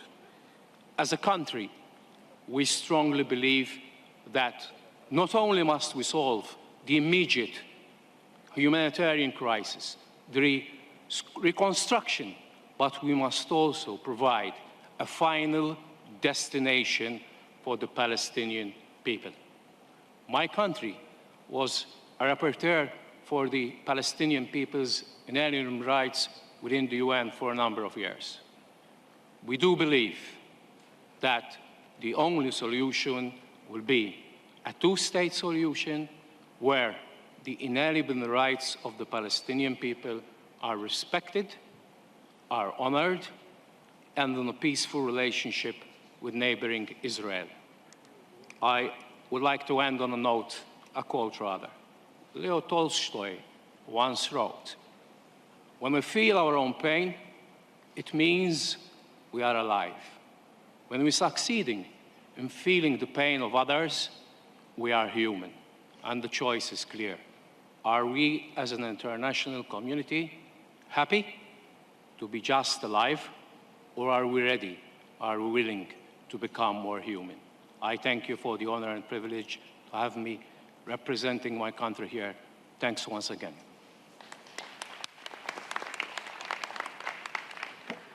Thank you, sir. Shukran. Thank you. And now, Education and Children, Mr. Dadason. The floor is yours, sir. Excellencies, I want to start by thanking His Majesty King of Jordan, the President of Egypt, and the Secretary-General of the UN for hosting this important and very timely conference. It is crucial that we come together to strengthen our collective response to the humanitarian tragedy unfolding in Gaza and start paving the way towards a more peaceful and stable future for the people of Israel and Palestine. As we have discussed today, the task at hand is enormous. We are faced with one of the worst humanitarian crises in recent years, which is bound to leave a permanent mark on the people of Gaza. We commend the work of the United Nations, UNRWA, WFP, and other humanitarian actors who have pursued their critical efforts despite the almost impossible conditions on the ground. From my point of view as Minister of Children Affairs, it's been especially heartbreaking to witness the catastrophic toll this conflict has taken on children and youth. As UNICEF has highlighted, there are no safe spaces in Gaza. All of Gaza's children have been subjected to the traumatic horrors of war with life-lasting consequences. Not only can the killing, maiming, or taking children as hostages never be justified, their unimaginable suffering and deprivation also threatens to undermine peace and trust between the people of Israel and Palestine for generations to come. Humanitarian access and enhanced humanitarian assistance is crucial. Children now dying from hunger and lack of health care and medicine is a fact that has to be stopped. When it comes to plans for recovery, reconstruction, and reform, it is critical that the needs and rights of children will not only be carefully taken into consideration. Children have to be at the center of all reconstruction plans. How we help the young generation deal with the trauma will be the best measurement of how strong the foundation of the reconstruction will be. Iceland will make an additional contribution to UNRWA this week, almost doubling its core money.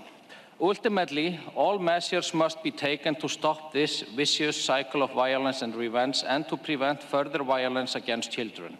Iceland has long called for an immediate ceasefire, a surge in humanitarian aid, and the release of all hostages. All parties to the conflict need to comply with international law and the resolutions passed by the UN Security Council. It's also critical that Israel abide by orders of the International Court of Justice. We strongly support all mediation efforts and the peace plan presented by President Biden as outlined in the resolution passed yesterday in the Security Council.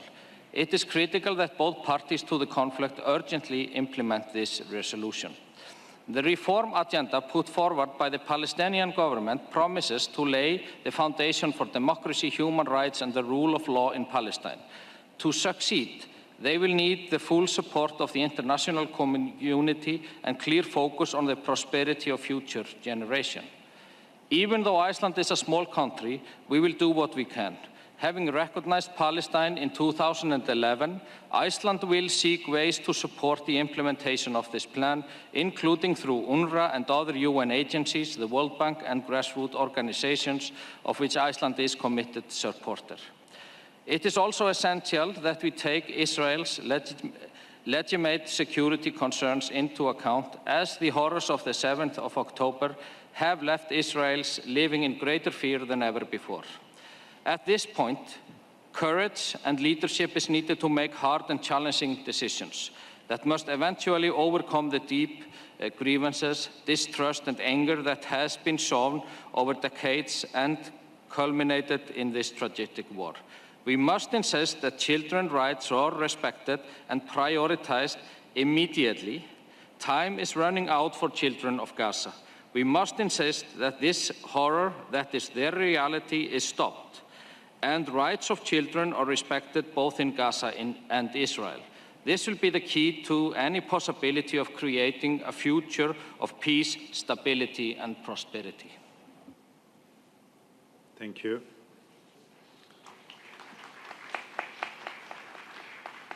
Thank you, Excellency. معالي وزير الدولة. His Excellency, the Minister of Migration from Tunisia, Mr. Munir Al-Hussein. The floor is yours, sir. Your Excellencies, distinguished guests, ladies and gentlemen, I'm delighted to convey the greetings of President Qais Al-Said, extended thanks for the leadership of the Hashemite Kingdom of Jordan and Egypt for their patience and their efforts to stop the aggression on Gaza and to stop the horrific, unprecedented difficulties that the Palestinian people is facing, and for the Secretary-General for his keen of activating the role of the United Nations and reviving the values of which these nations were formed to empower the Palestinian people of the right to live and to decide their faith.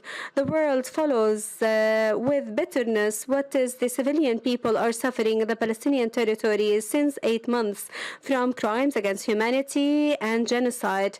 That is the IDF and the settlers are doing and conducting in all of Gaza Strip and the West Bank. And with an unprecedented violation of all of the human treaties and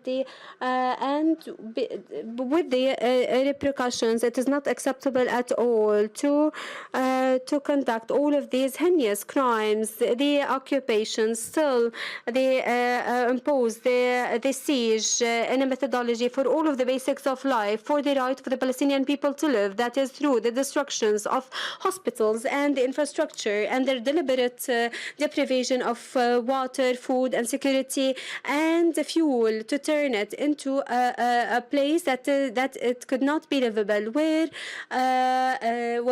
famine is spread and diseases is spreading, and this is to face that the Palestinians die on their lands or to forcibly being displaced and to end their cause. The catastrophe, unprecedented catastrophe that is being faced by Palestinians in the Gaza Strip and the bitterness that is facing, this will not be forgotten, and it seems that it have facilitated what should be done by the international community. We need to work to stop that, to go back to the consciousness, to go to the rights of justice and living, to remove this injustice. Until when the people of Palestine will remain to wait for the action by the international entities to act to stop this war. The international community is demanded more than any time to shoulder their legal aspects and to stop this unprecedented war, to stop the heinous acts of the crimes and the brutal terroristic acts of Israel, and to force them to stop this occupation and to follow and to comply with the UN resolutions to protect the Palestinian people and to open all of the borders, especially Rafah crossing, to have the aid enter without any restrictions or conditions. In conclusion, we reiterate the Tunisian stance to support the Palestinian people at their struggle to regain their historical right in establishing an independent land of sovereignty on all of its lands, and Jerusalem, its capital. We look forward that the awareness of the international community will alleviate to the level of this momentum, that the Palestinian issue has become the criteria to prove its credibility, to build an international community that enjoys the humanitarian aspects and justice. Peace be upon all of you. President of the International Committee of the Red Cross, Ms. Eger, you have the floor. Excellencies, ministers, colleagues, I have two calls today. First, both the letter and the spirit of the Geneva Conventions must be faithfully implemented. The sheer destruction, the disregard for people's lives and dignity are appalling. This conflict threatens to set a dangerous tolerance for violations which could set the precedent for how wars are fought in the future. The Geneva Conventions insist every human life is equally worthy of protection. The parties to the conflict and those that support them must ensure that the law is interpreted and applied in a way that immediately guarantees that all civilians are protected, that all persons deprived of liberty are treated humanely, and that all hostages are released. Second, political agreements must be concluded and implemented to reduce violence and enable a functioning humanitarian system. The ICRC welcomes all efforts to protect civilians, such as UN Security Council Resolution 2735, but they must now be translated into action. As a reliable and trusted neutral intermediary, the ICRC stands ready to facilitate the implementation of at least parts of such agreements, as we did last November, when over 100 hostages were released. The status quo cannot hold. Without a political agreement supporting a ceasefire, the humanitarian assistance system is pushed to a point of collapse. We are not able to bring enough critical supplies into Gaza today, and we face immense security and logistical challenges still. A massive humanitarian scale-up is required, including safe pathways for distribution to provide impartial aid. As an occupying power, Israel must provide for the basic needs of the population and facilitate the rapid and unimpeded delivery of humanitarian relief. Dear Excellencies, Ministers, humanitarian relief such as the field hospital that the ICRC and the Palestine Red Crescent, with our movement partners, have opened in Gaza is a lifeline for thousands of sick and injured. But it can never be a substitute for the lack of political action to end the suffering. So states cannot wait any longer to uphold their legal and moral responsibilities. I thank you. Thank you, Madam President. If you all would allow me, many delegations, they have flights. So if we're going to extend the time for another 10 minutes, if we can limit the interventions to 1 minute, would be sincerely appreciated. Thank you. The next, Meen Mohannad, the next. The President for Federation for Red Cross and Red Crescent. Excellencies, distinguished delegates and colleagues, when I assumed the presidency of the International Federation of Red Cross and Red Crescent Societies, I never imagined that my first visit would be to Gaza and Israel, a profoundly emotional and profoundly challenging experience. The crisis in Gaza is not solely a humanitarian catastrophe. It is a deeply entrenched diplomatic impasse needing our urgent attention. Since taking office, I've had the heartbreaking duty of writing 24 condolence letters for the loss of our dedicated volunteers and staff, 20 from the Palestinian Red Crescent Society and 4 from Magnum Dome in Israel. These brave individuals dedicated their lives to alleviating human suffering, but became victims of the violence they sought to mitigate. Let me be clear, nothing can justify killing humanitarian aid workers whose mission of peace, care, and compassion transcends all political boundaries. Healthcare and humanitarian aid workers and their facilities must always be protected, including the Red Cross and the Red Crescent emblems. Similarly, nothing can justify killing innocent civilians caught in the crossfire of a conflict not of their making. The ongoing hostilities and their intensification, witnessed again on June 8th, hinder a dignified humanitarian response that addresses physical and mental needs.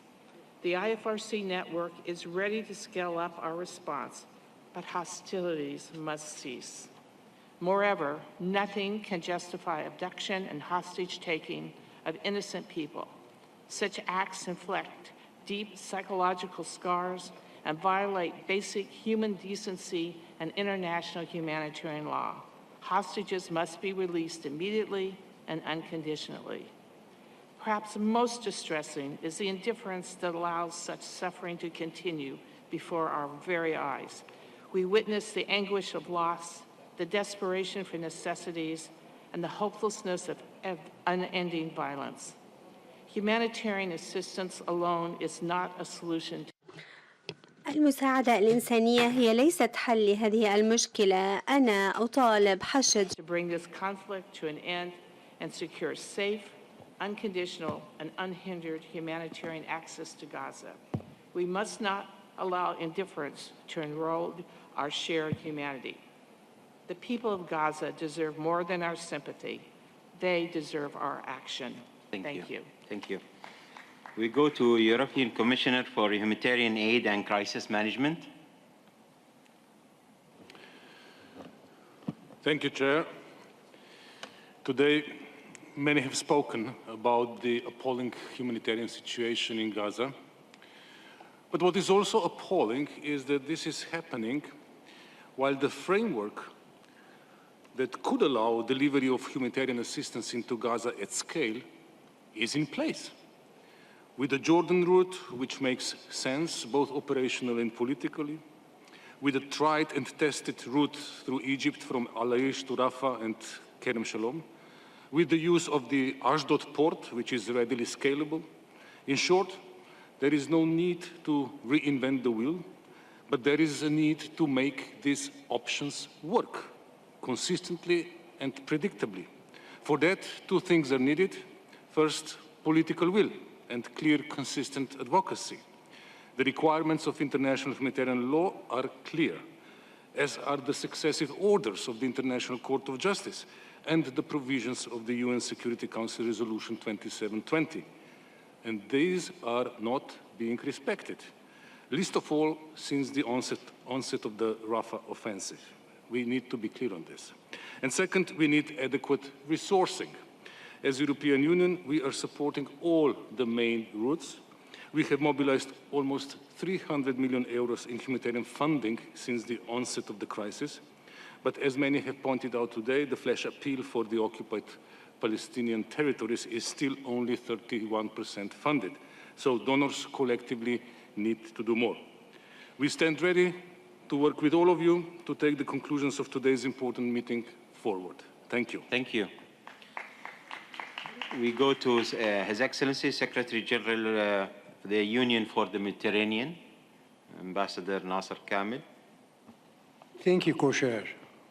My thanks also to His Majesty King Abdullah II, His Excellency President al-Sisi, and the Secretary-General António Guterres. Excellency, ladies and gentlemen, as you know, the Union for the Mediterranean came as a revival of the Barcelona process, which was launched almost 30 years ago on the hope brought about by the Oslo Accords, a province well-rooted in the notion of a two-state solution. That's also the same promise that we collectively failed to achieve. On the contrary, we saw the dreadful attacks of the 7th of October and the ensuing unimaginable situation in Palestine. We are also witnessing the collective punishment of an entire population with complete disregard to international humanitarian law and the sanctity of civilian life, especially those of women and children. The situation in Gaza is no longer a humanitarian crisis, it is actually a crisis of humanity. After 8 months of relentless war and destruction and suffering, we should make every effort to ensure that the continuous supply of humanitarian assistance into Gaza to meet the needs of the Palestinian, and we should work to ensure the unimpeded, unhindered access and delivery of this assistance. Excellency, ladies and gentlemen, on November 27th of 2023, our foreign ministers of the UFM met in Barcelona to discuss the grave situation in Gaza, its impact on the region, and the way forward. We also have been, since that date, reflecting with our 43 member states on the role the UFM can usefully play in a rehabilitation and reconciliation process, not only in the day after, but as early as recovery can start. We have been working on ways to capitalize on our experience in the region and to mobilize for Palestine our know-how in navigating through the challenges we face towards creating impact for our citizens. We are, for instance, already working with our Mediterranean network of technical and financial partners to launch an initiative of education continuity under emergency and conflict, an initiative that will benefit more than 47,000 students to ensure that young people and promising talents in Gaza who are robbed from a bright future can uphold their training and skills development despite the tragic situation and not totally become a lost generation. We will also explore ways to develop concrete projects and initiatives to tap into our expertise of mobilizing actors from every sector to work together on shared priority, going from education, employment, training, water, food and energy, and also civil protection. Excellency, ladies and gentlemen, we can and must bring, as the UFM, our value added to the ground. I believe that the very existing of the UFM as a regional framework of cooperation is linked to this moment, and we are ready to play a key role in it. Thank you very much. Thank you, Mr. Secretary General, and I would like to sincerely thank the delegations who started sending us their written speeches. We will be distributing it to other delegates. So I will go now to His Excellency, Deputy Foreign Minister of Russia, Sergei Vershinin. Thank you, Mr. Chair. Let me first of all thank the esteemed leaders of Egypt, Jordan, and UN for the initiative to convene this important conference. Such frank and open discussions with a specific humanitarian focus on the alleviating sufferings of the Palestinian people in Gaza are timely and much needed in order to pave the way for the cessation of bloodshed and hostilities, restoring the political horizon for the peace process on the basis of the two-state solution. Russian principal position on the current unprecedented outbreak of violence, as well as on the Palestinian-Israeli conflict at large, is well known and remains unchanged. We condemn all acts of terror against civilians, be it in Israel or in Palestine. As the Russian president has recently emphasized, what happens in Gaza in response to the 7th of October attack is nothing similar to a war against terrorism. It is a collective punishment of millions of Palestinians. Consequently, we call for an immediate and comprehensive ceasefire, for release of Israeli hostages and Palestinian detainees. In line with the focus of this conference, we advocate for ensuring safe and unhindered humanitarian access to all those wounded and in need, to deliver aid timely and at scale that remains a mission impossible as the Israeli military operation is ongoing. In this regard, I would like to express our sincere condolences to the UN and other humanitarian organizations that continue to work on the ground despite horrible risks and bear unprecedented losses. We also strongly support the UNRWA and other specialized agencies that are mandated to help Palestinians in the West Bank and Gaza, as well as in neighboring Arab countries. The last but not the least, we do believe that there are no and should not be any alternatives to the two-state solution. We also attach big importance to preventing diplomacy aimed at deterring further confrontation around Lebanon and Syria. Based on these key elements, we built our line in the UN Security Council and General Assembly, working closely with our friends and partners, first and foremost from the region and Arab countries. Our immediate commitment is to the establishment of the permanent ceasefire, the only one that would open the way to achieving the goals that I have just mentioned, including correcting the historical injustice vis-à-vis the Palestinian people and their fundamental right to self-determination. This will also help bring Israel and Palestine, as well as the Middle East at large, to peace, security, stability, and prosperity. Thank you. Thank you, sir. And if you all allow me to sincerely thank you for coming together, supporting international humanitarian law, supporting the people of Gaza, and being with us. We passed the session 20 minutes, so we need to close it.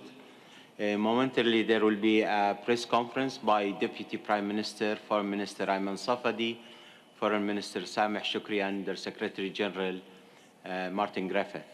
So thank you so much all, and please send us your written speeches. Thank you.